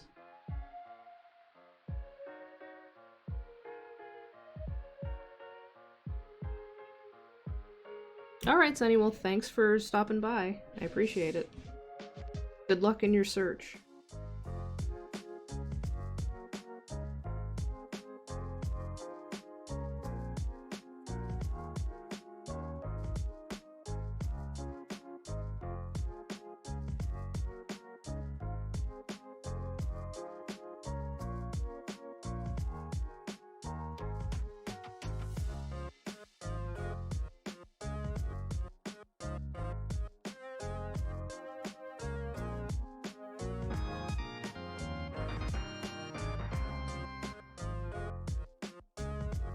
So you'll have to excuse me. I'm not sure how to pronounce that username. And I've seen you around, but I'm not gonna be able to pronounce one of these gift subs. Looks like it's like strategic scientist. But thank you, Sunny, for gifting these subs. I hope everybody that receives one enjoys their emotes. Thank you, Sunny.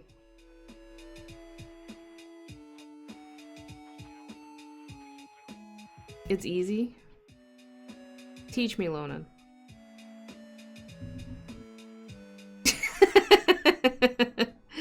You know what? You're right. How silly of me. I should have known that.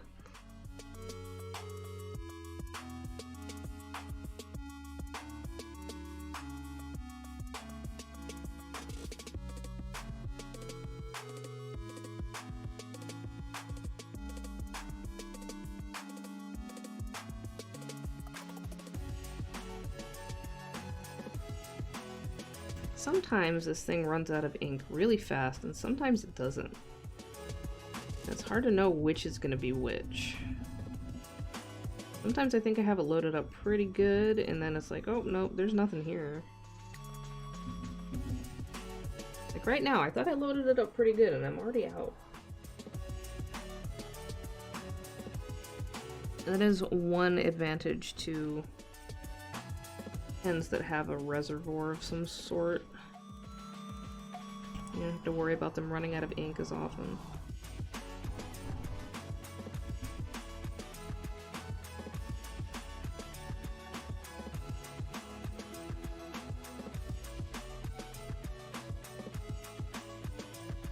I should have started up here, because now I can't go up here and work on these lines until these dry. Get that star, hell yeah.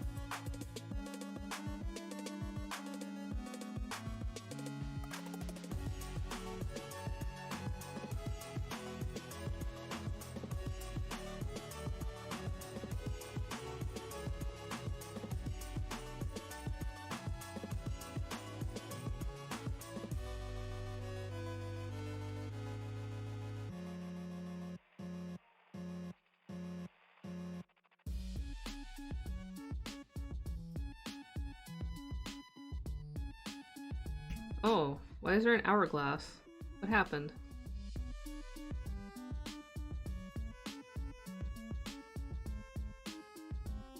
Are we breaking the game?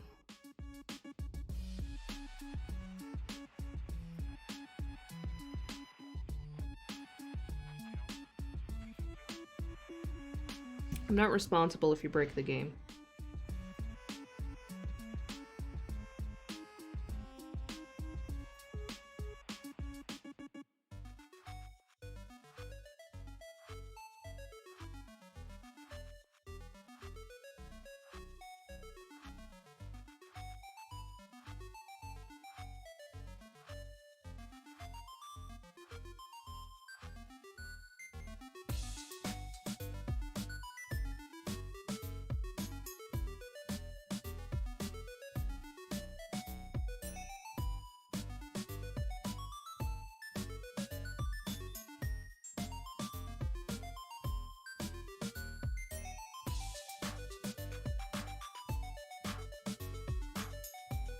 Oh no.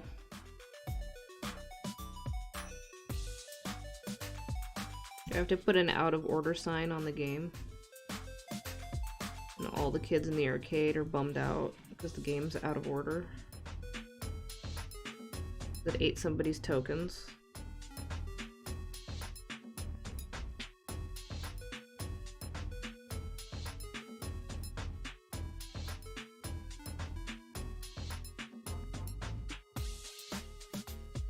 Poor Mustadio.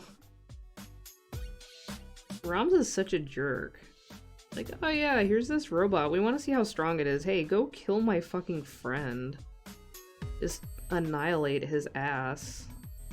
It's no big deal.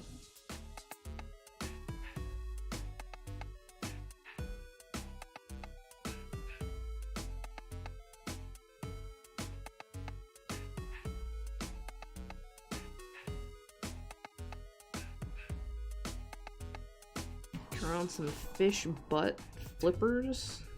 Damn, what a stream. This is what we're doing here? Fucked up and true.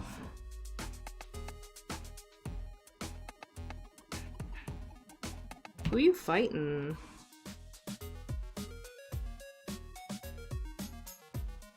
Alright, I don't want to work all the way up there, because I'm still gonna do something with that. I just haven't figured it out yet.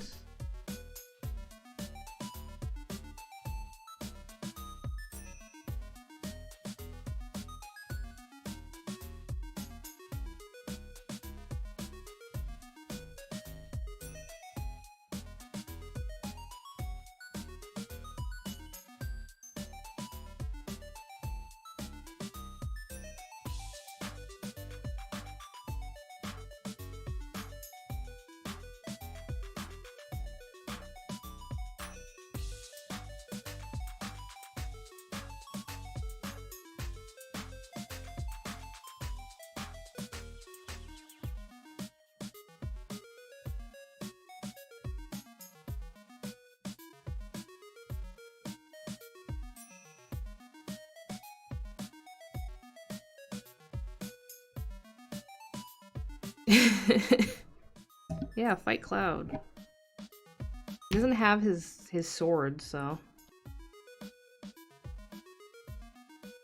He's following you, he's like stalking you. Messed up.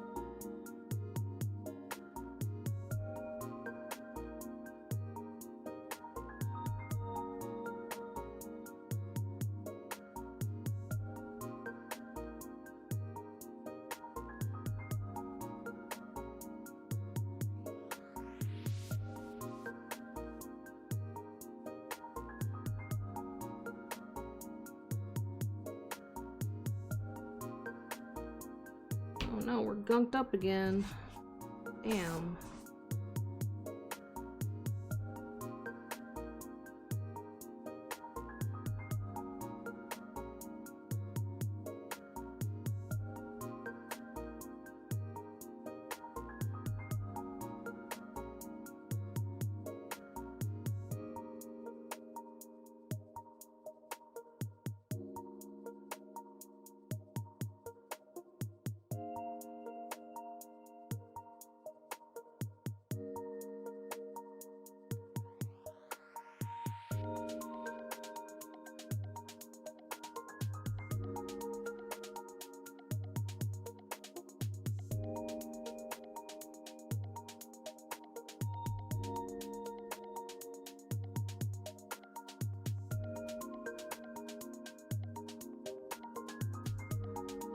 Like gazing into the void. Look at that. Gross. It's all black.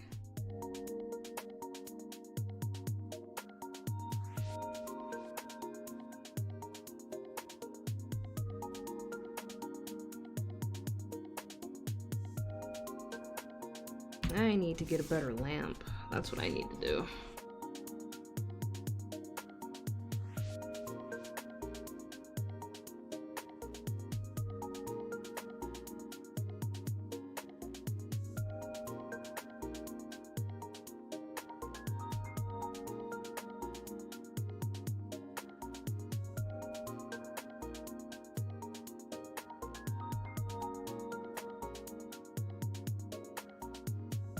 Okay, what is dry, what is wet? I think we might be able to risk working up here now.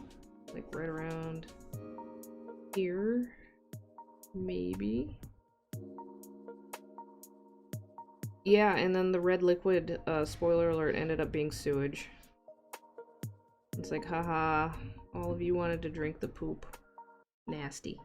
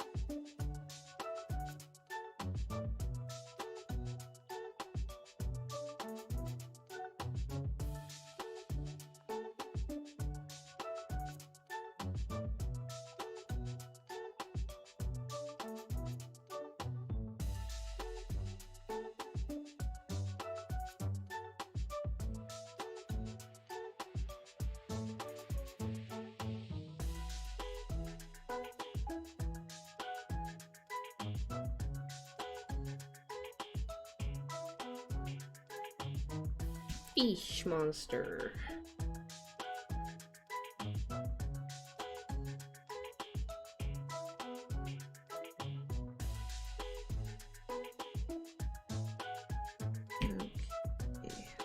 Okay. nothing up there I want to mess with. I could work on the hands. I don't want to work on the hands though. Ugh.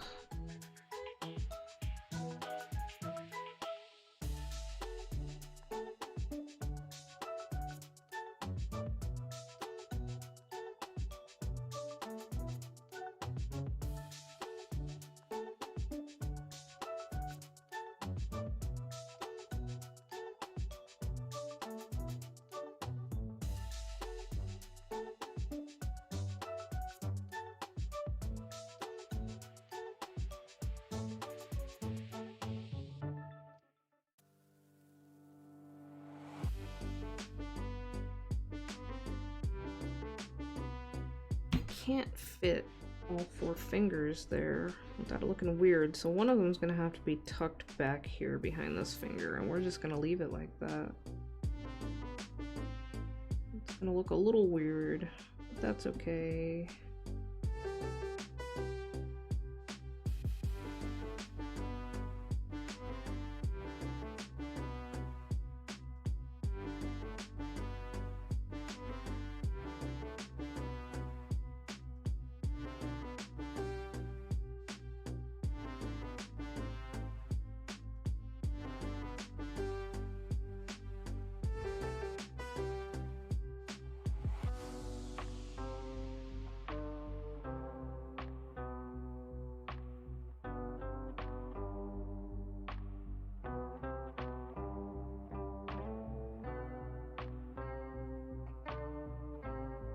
It says file select.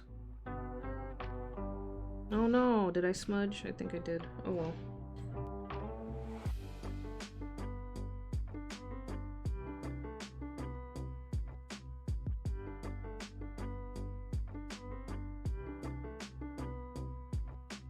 Oh shit. Yeah, I don't have like a full list that I can go back and look at. This is kind of whatever comes on. Damn, I missed that one. I wasn't even looking at that screen. Mario 64. That damn monkey that steals your hat. I hate that monkey.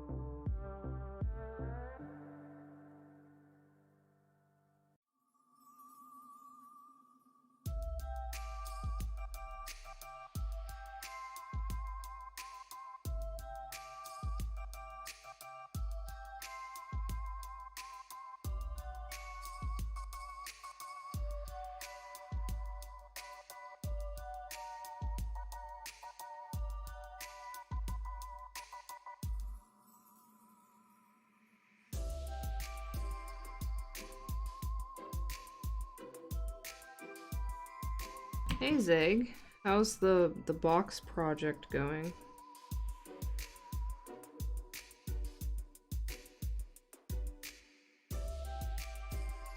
Have you made any box?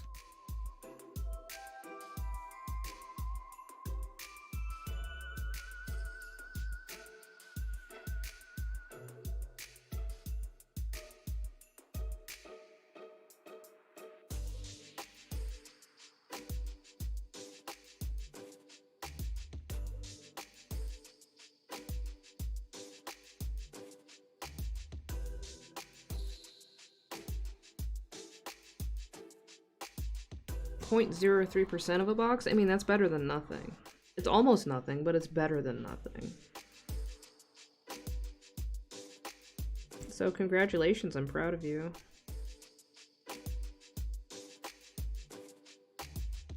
Honestly though, if I went back into Black Desert like today and I had to do that, I probably would not be able to do it because I don't remember how it worked.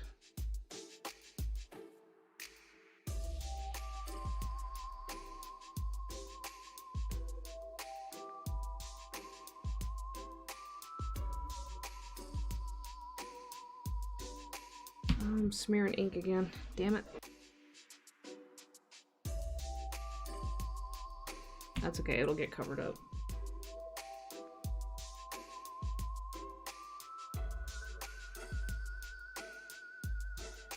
Yeah, I'll have to sit at the non-boxers table for sure.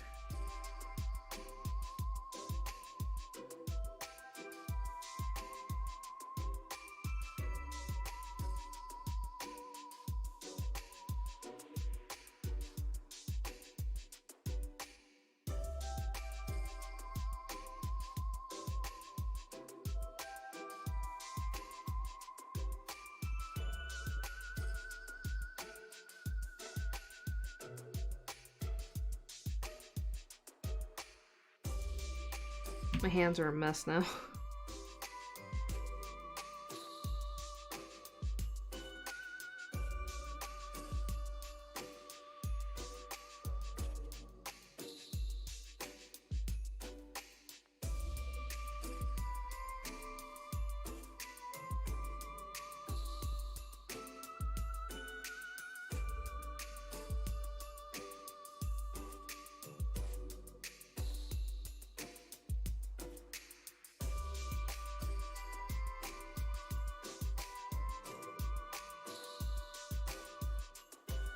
Living up to my name.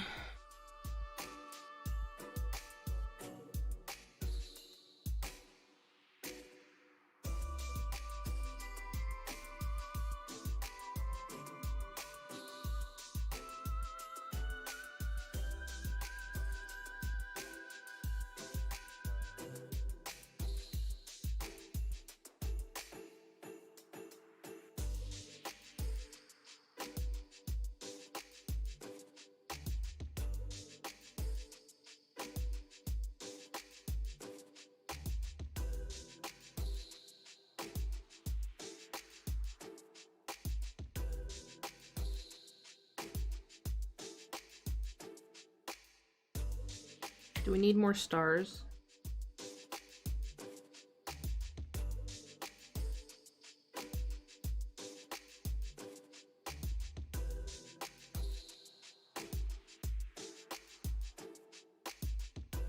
Wait, you can have the Nook twins clinging to I think it's Richter? That's weird. That's a weird crossover. Oh hey, speaking of video games, is anybody gonna get the Miitopia remake that's coming out on Switch this month? Is anybody gonna buy that? I'm tempted, but I'm not sure yet.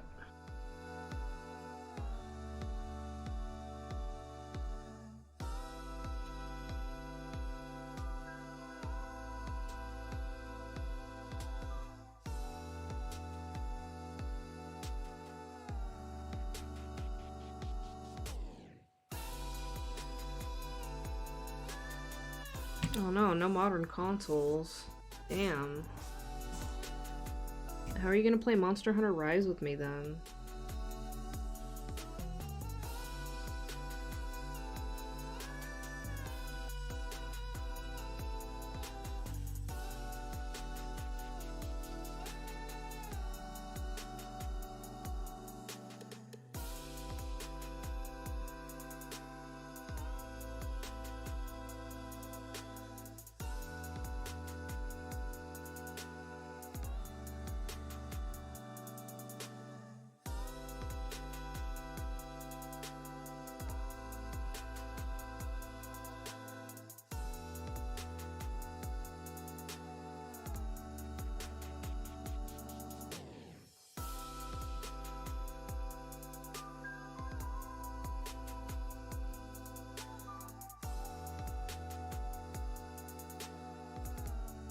I mean, that's a trick question. It's coming out on PC in a year, so you can just wait for that.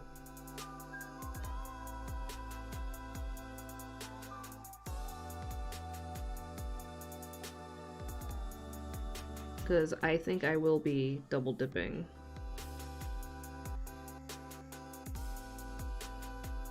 I know people that don't have a Switch who will play when it comes out on PC.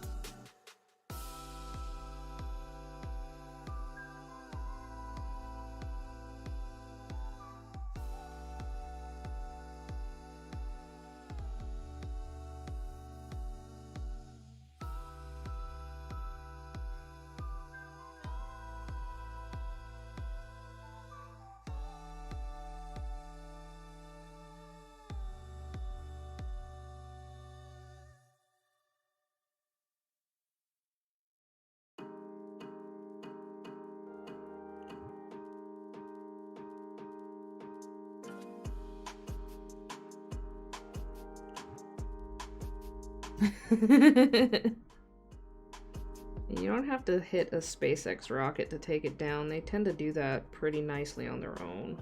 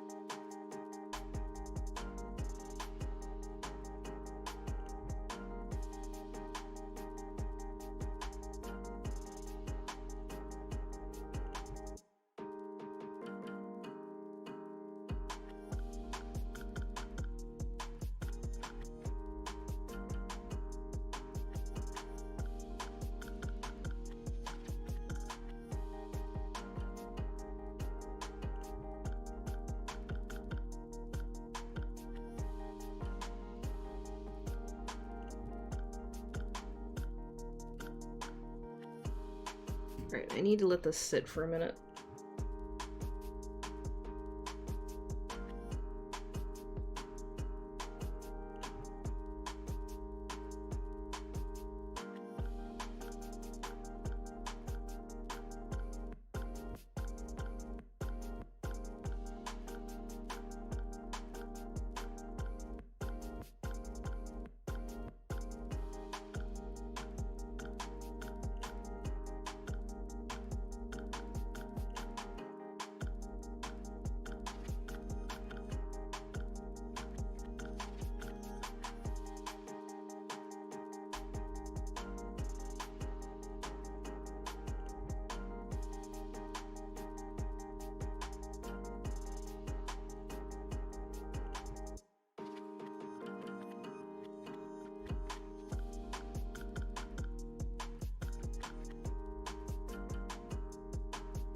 Look, it's modern art.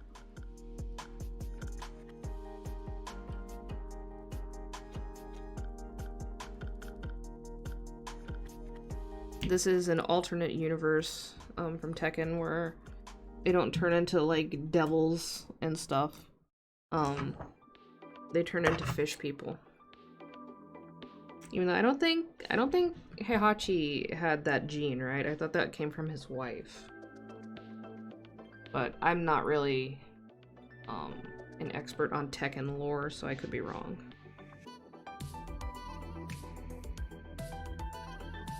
Yeah, exactly. That's where the Avatar universe is gonna go next. I'm gonna go to the Tekken fish people. Alright, so we're just letting that dry because it's still shiny in these areas. And I need to just leave it alone because otherwise we'll get more of this nonsense happening. More oopses.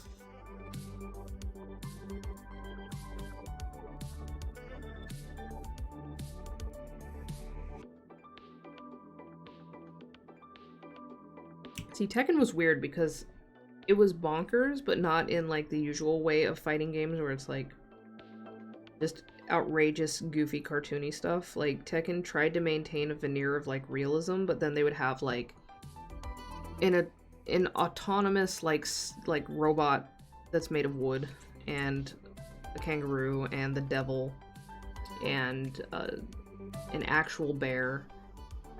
You know, it was something else. We played a lot of Tekken 2, I think it was, in my 6th and 7th grade math class. Because my teacher for both of those years really liked Tekken, and he would bring his PlayStation in and basically devote entire classes to just playing Tekken with students. It was weird. It was weird. It was the late 90s. It was California. It was weird. I didn't learn a whole lot, and it kind of bit me in the ass when I got into 8th grade and I had a different math teacher.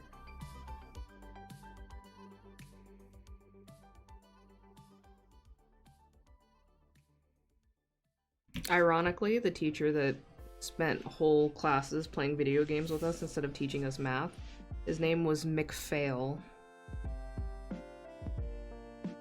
But I did not fail his class. Ever.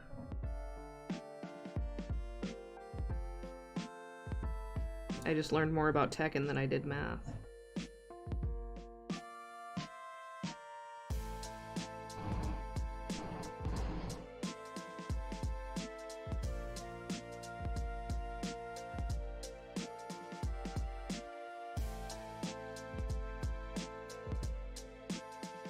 I failed high school math too. I failed high school, I didn't graduate. I'm a dropout.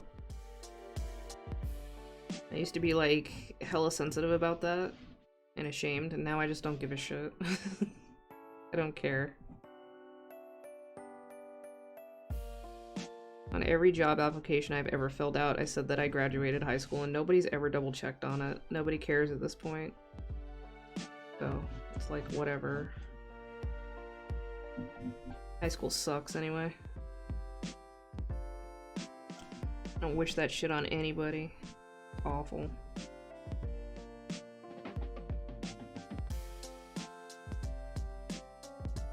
Life is weird, isn't it?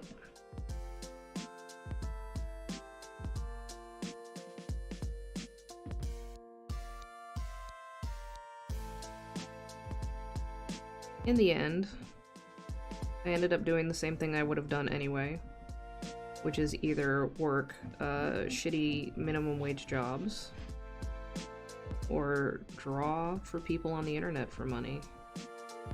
So a diploma or no diploma made no difference in the end, and I had no plans to go to college for anything. So we're going for a weird fin.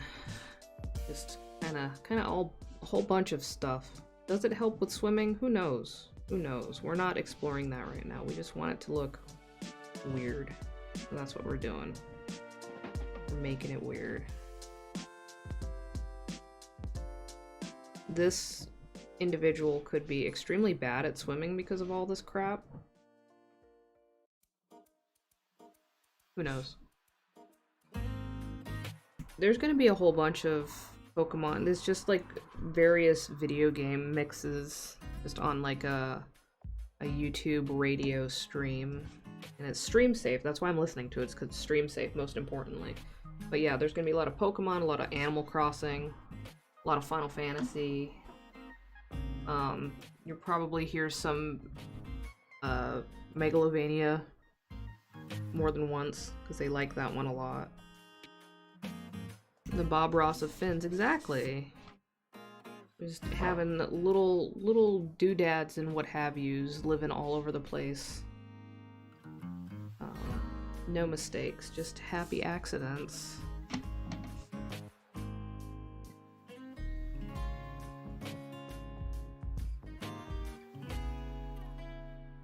Alright, so now that I've sketched that out a little better, I think things have dried enough.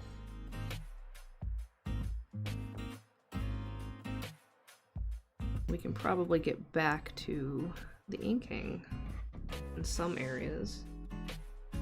I can probably start working in here.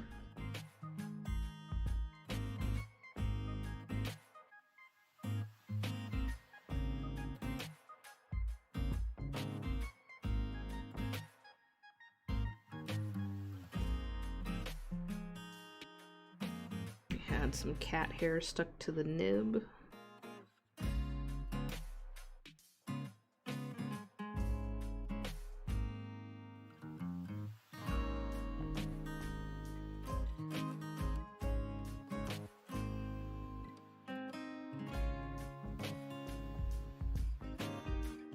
I'm kind of envisioning these fins as almost like, you know, like flying fish. They have the really long, wing-like pectoral fins. I'm imagining these being kind of like that, but they can like fold up.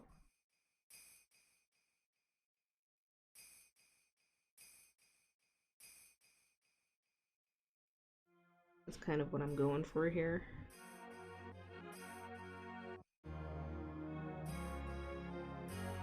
Kind of trying to liven up mermaids a little bit, because I don't want to fall into the same aesthetic rut all the time. I want to change it up and do different things. I also have like a sort of a character that I do a lot for mermaid. She's essentially a moray, a green moray eel mermaid, except like in addition to the bottom half of her body being like a fish, her head is like a moray eel's head. So she looks kind of like a monster, which is cool. But I haven't drawn her for a mermaid yet. And I'm not sure if I'm going to. I might not. I might give her a chance to chill out for this year and just draw other things instead. Because again, I don't want to get stuck in a rut of just drawing the same things all the time. But I might still draw her. I just need to figure out how I want the piece to be.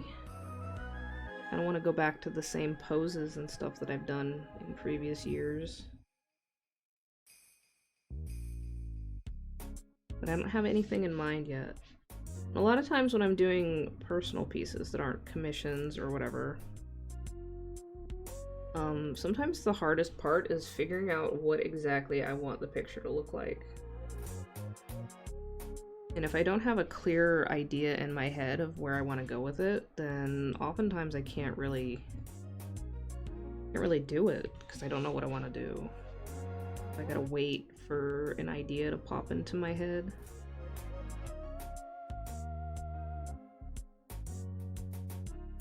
Sometimes if I'm like, oh, I should draw that character, how should I draw them? And then my brain's just like, there's nothing here.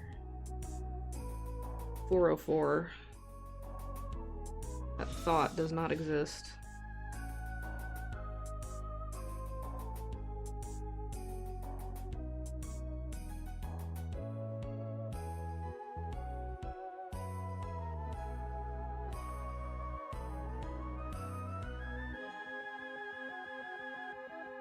Yeah, I wanted to get a little bit of Deep One energy on this one. I wanted it to be a little bit more of like an eldritch, Lovecraftian kind of marine creature. Hey, Highwind theme, sick.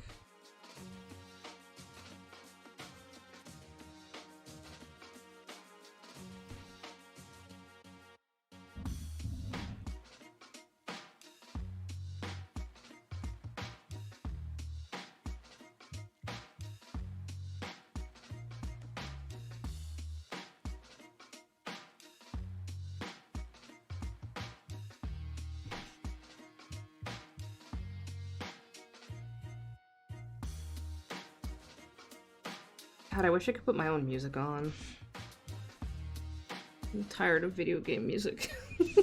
I'm tired of synthwave. I want to listen to what I want to listen to.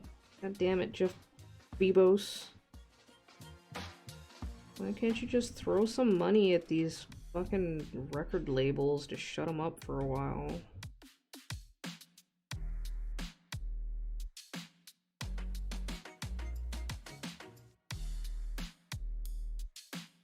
Why can't they at least have a thing, like, if you have, like, a Prime subscription or something, maybe, and you're a streamer, then that gets you some limited rights to, like, certain music or something.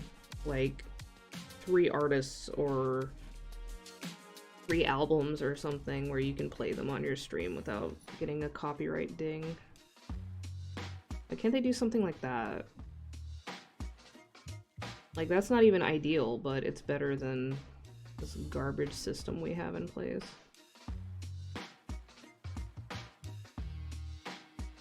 Because I would totally do that. That would be worth the price of admission to me. If you could have like a pay-in thing where you get limited rights to music that you can play on your stream.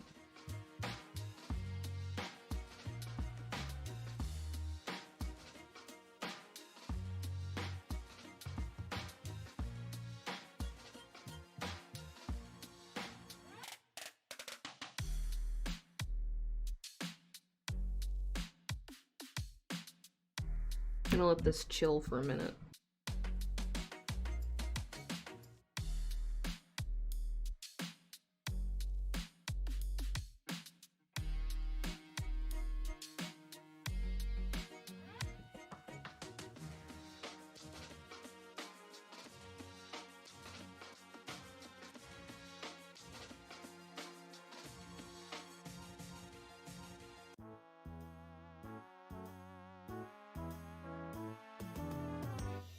That was an interesting transition between songs. And Tobias is here. I'm sure you can tell.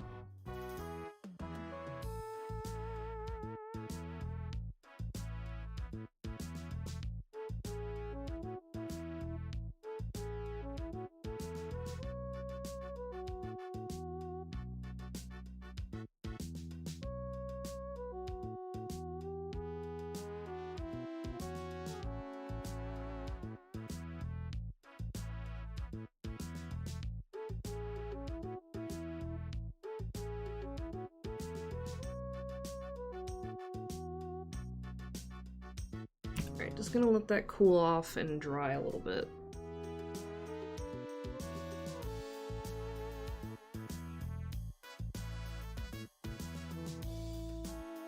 Tobias is back. Hello, Tobias. Oh. He's making noise.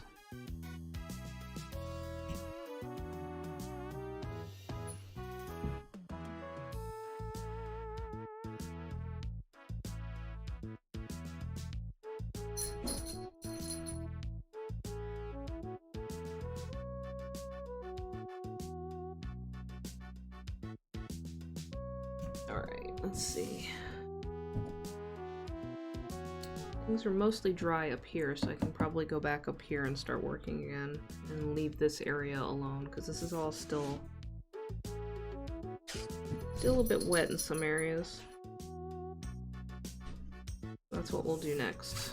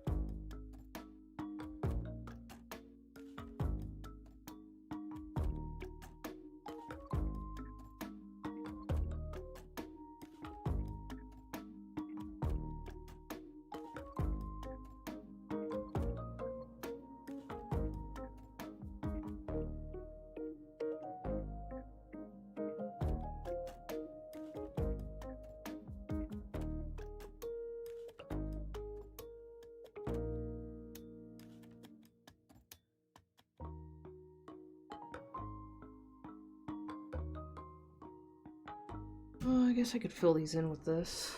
I don't feel like switching pens. So we'll give it a shot, see how it goes.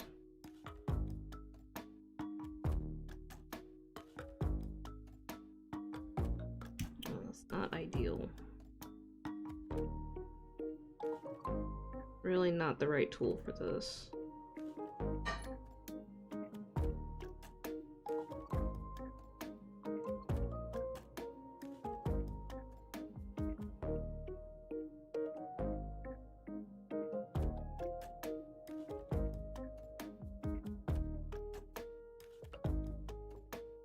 Yeah, it works, I guess.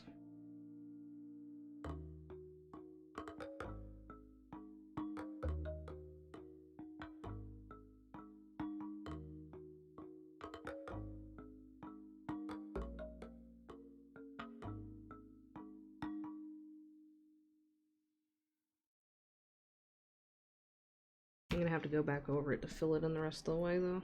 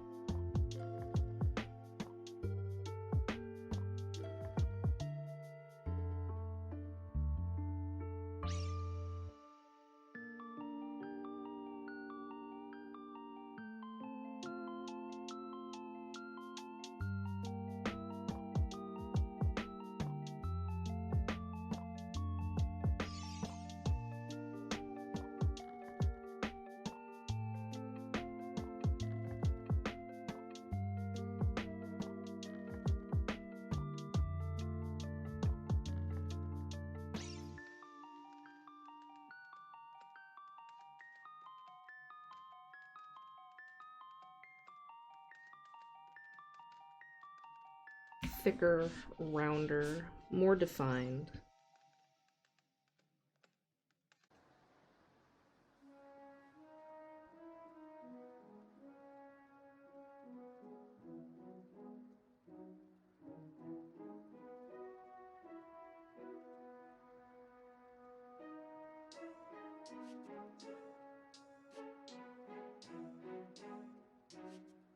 What's this one from? It's familiar.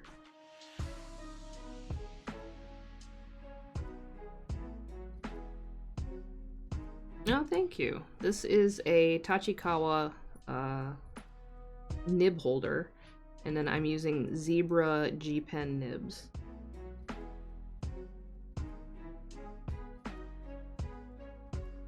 These things. Chrono Trigger? Okay, I thought so. That's why it's familiar, but I don't really, like, recognize it completely.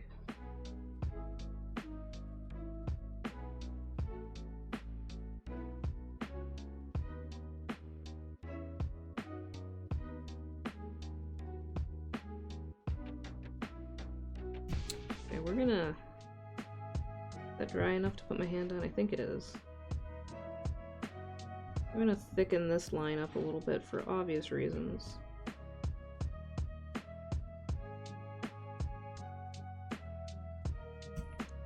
I want that emphasized. Emphasized.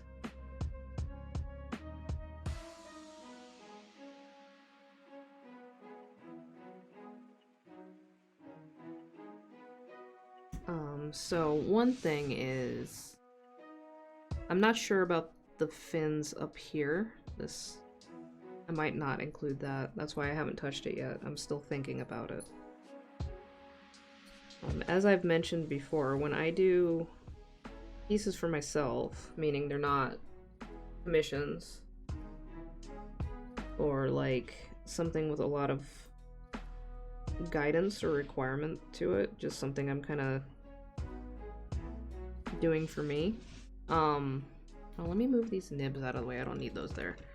I get like 25% of an idea in my head. Usually. Sometimes I get the full piece in my head. Like all the details I come with it. I come out with it in my head and it's exactly the way I want it, and then that's what I aim for. Most of the time it's like a partially formed idea. And then I'm just like, okay, I'm gonna try that and see how it goes. And then half the time I end up changing stuff while I'm working on it because it doesn't translate as well from the idea. Or I actually think of something that I hadn't planned yet, and then I'm like, oh, okay, I'm gonna do this then. So this one, I would say I had maybe about 40% of it, like, envisioned. And the rest, I'm just kind of figuring out as I go.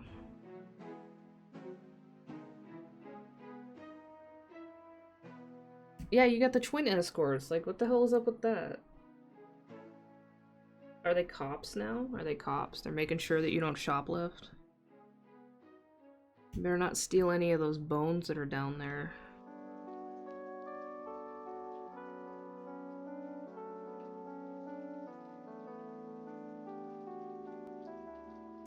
The Nook twins are LP agents now. That makes sense though, they totally would be.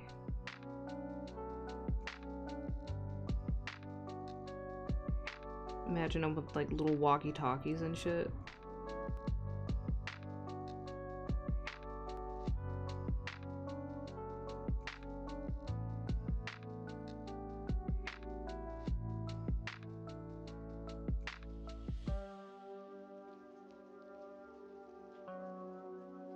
You gotta pay for that calcium.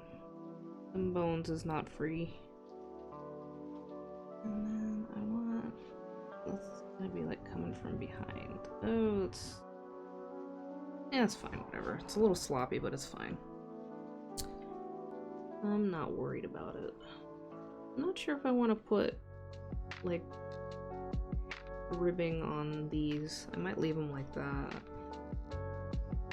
I really should figure this out more before I start drawing it. Mostly I had the pose in mind and I just kind of went with it. I'm not really thinking about the rest too much.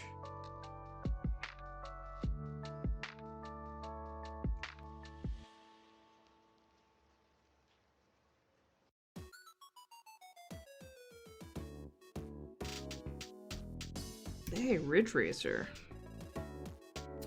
Surprisingly, in these little video game remix compilations, they don't have a whole lot of like racing game music. Only every once in a while.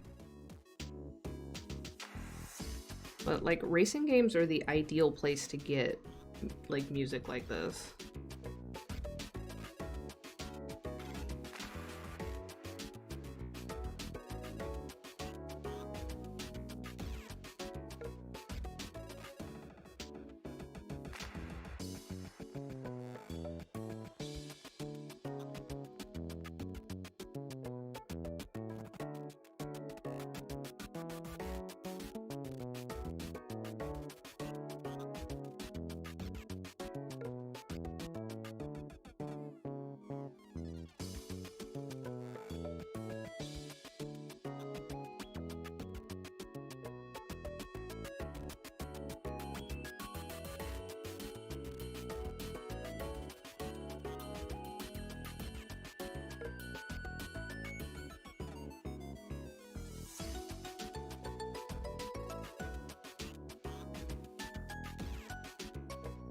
Sorry, I was cleaning the sludge off again.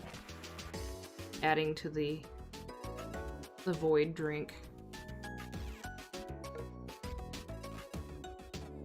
I'll make a point redemption of like, I don't know, whatever the maximum is, and then if somebody redeems it, I'll drink that, and then I'll die. I'm not gonna drink it. I'm not gonna do that. I'm joking. Not today, would-be assassins.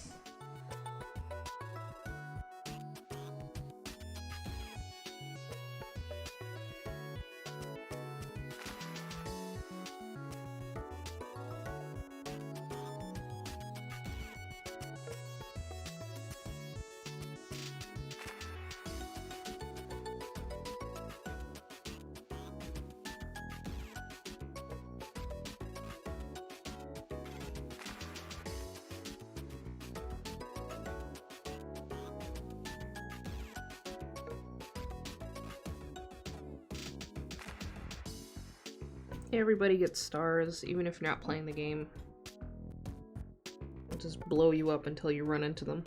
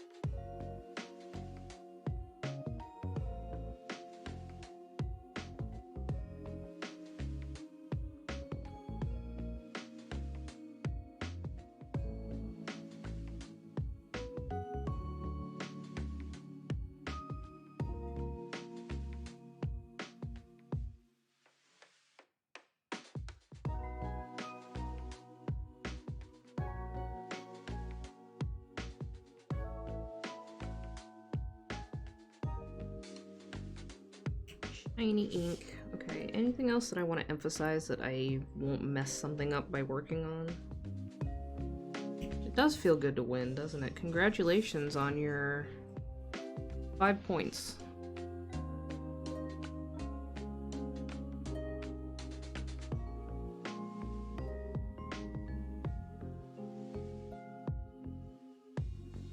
Can I do here without messing anything up? Let's see. Are you kidding? I'm out of ink already.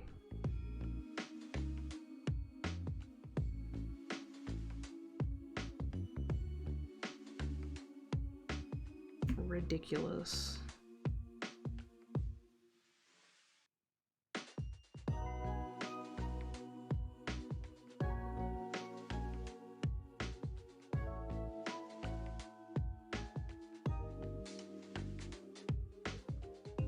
Okay, that's good. Alright. I should probably decide what I'm doing right here.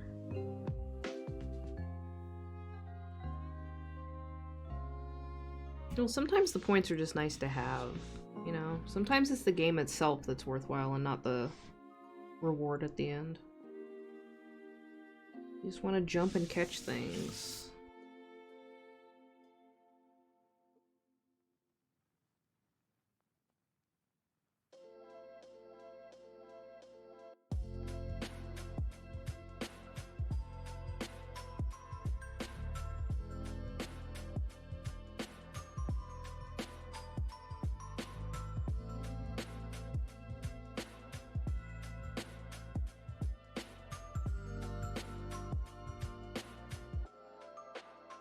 I love to emphasize those lines.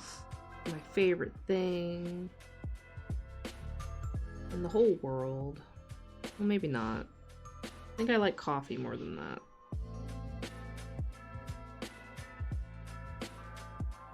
But it's pretty high up there, so.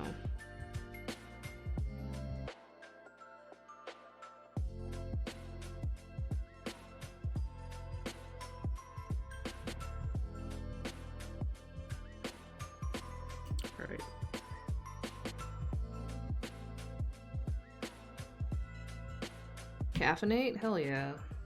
Gotta put my pen down somewhere.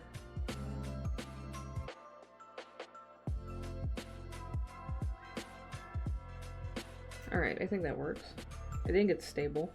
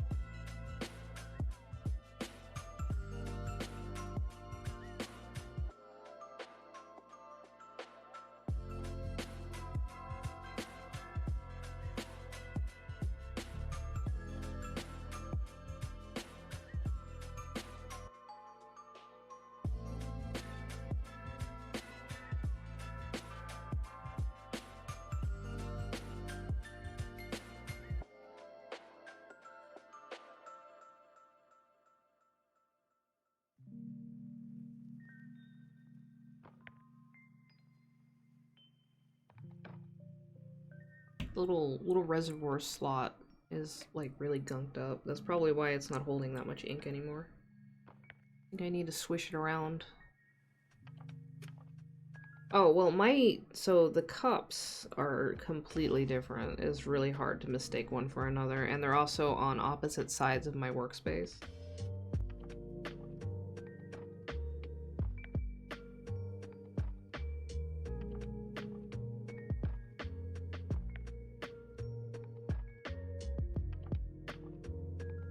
So, in this instance,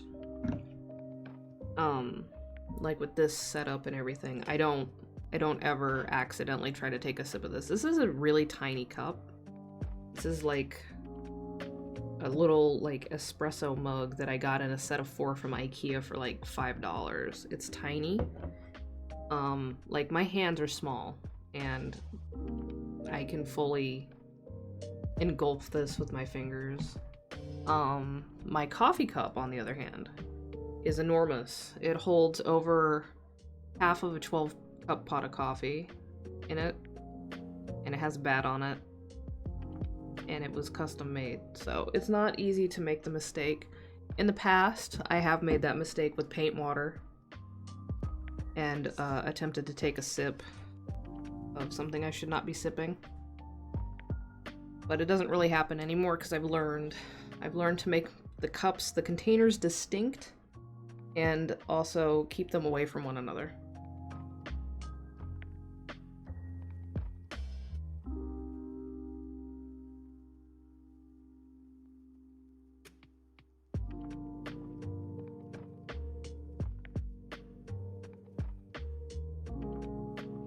So this is kind of dirty because it's been in storage, but this thing, let's see, it's like a square kind of thing. This is what I use when I'm painting for my water and to wash brushes. It's dusty, it's got some paint stains, but this is what I fill with water. And then it's got these little like things that you can like rest your brush on, or over here there's like ridges that you rub your brush back and forth to knock the paint off of it and stuff. So this is pretty hard to mistake for a cup when you're painting.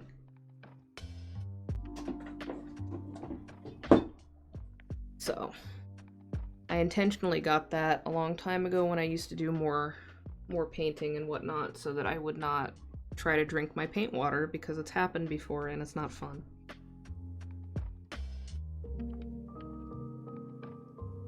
Right, what was I doing? So I'm thinking I still want to go for this fish person, like holding like a catch in its mouth, kind of like a cat coming to your front door with a mouse or a bird in its mouth, right? What kind of creature should it be holding? Should it just be a fish? Should it be like an octopus? Something like that. What should it be? Because I don't know. I haven't decided on anything yet. But I'm gonna sketch it out right now, because otherwise I just have to avoid this entire region, and I can't really finish inking it until I do that. But chat can decide. Some kind of sea creature, ideally. Some kind of marine life. And something that makes sense for a humanoid marine animal to be holding in its mouth.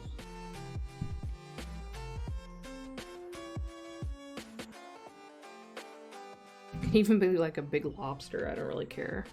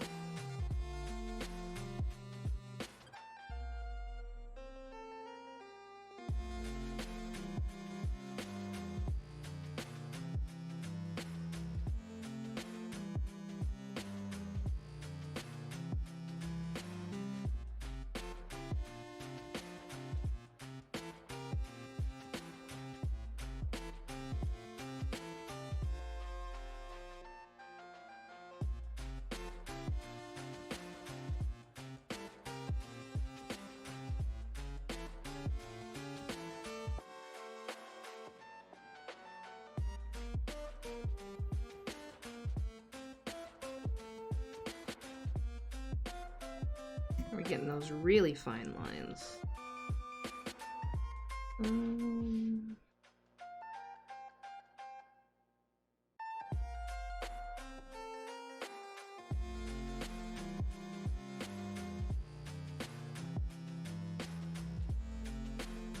I'm getting hungry.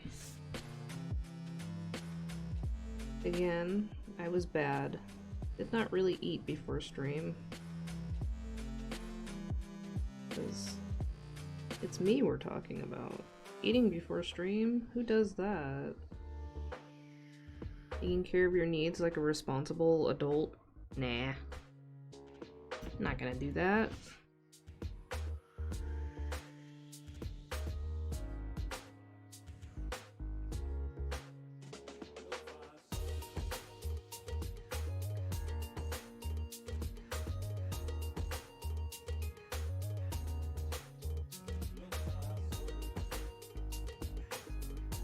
Okay. Is Twitch dying? I'm not dropping any frames, so it's not me. I take no responsibility.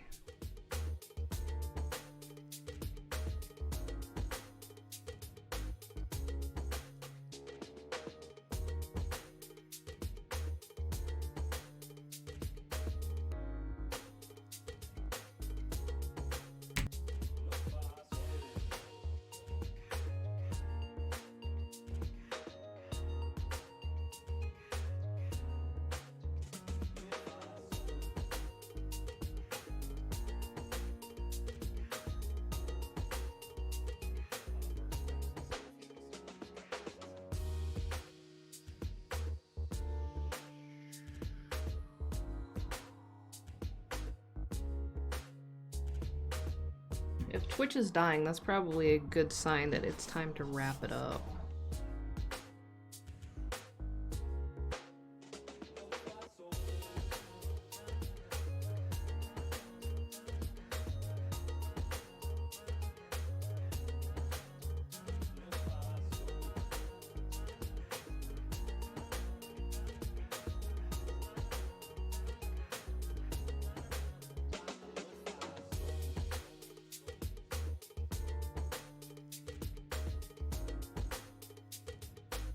Alright, well in that case, I'm gonna go ahead and wrap it up. It's been 3 hours. I'm not gonna get any painting done tonight anyway, so there's no reason to worry about that. So we're gonna go ahead and wrap it up. We're gonna raid, and we're gonna raid another VTuber.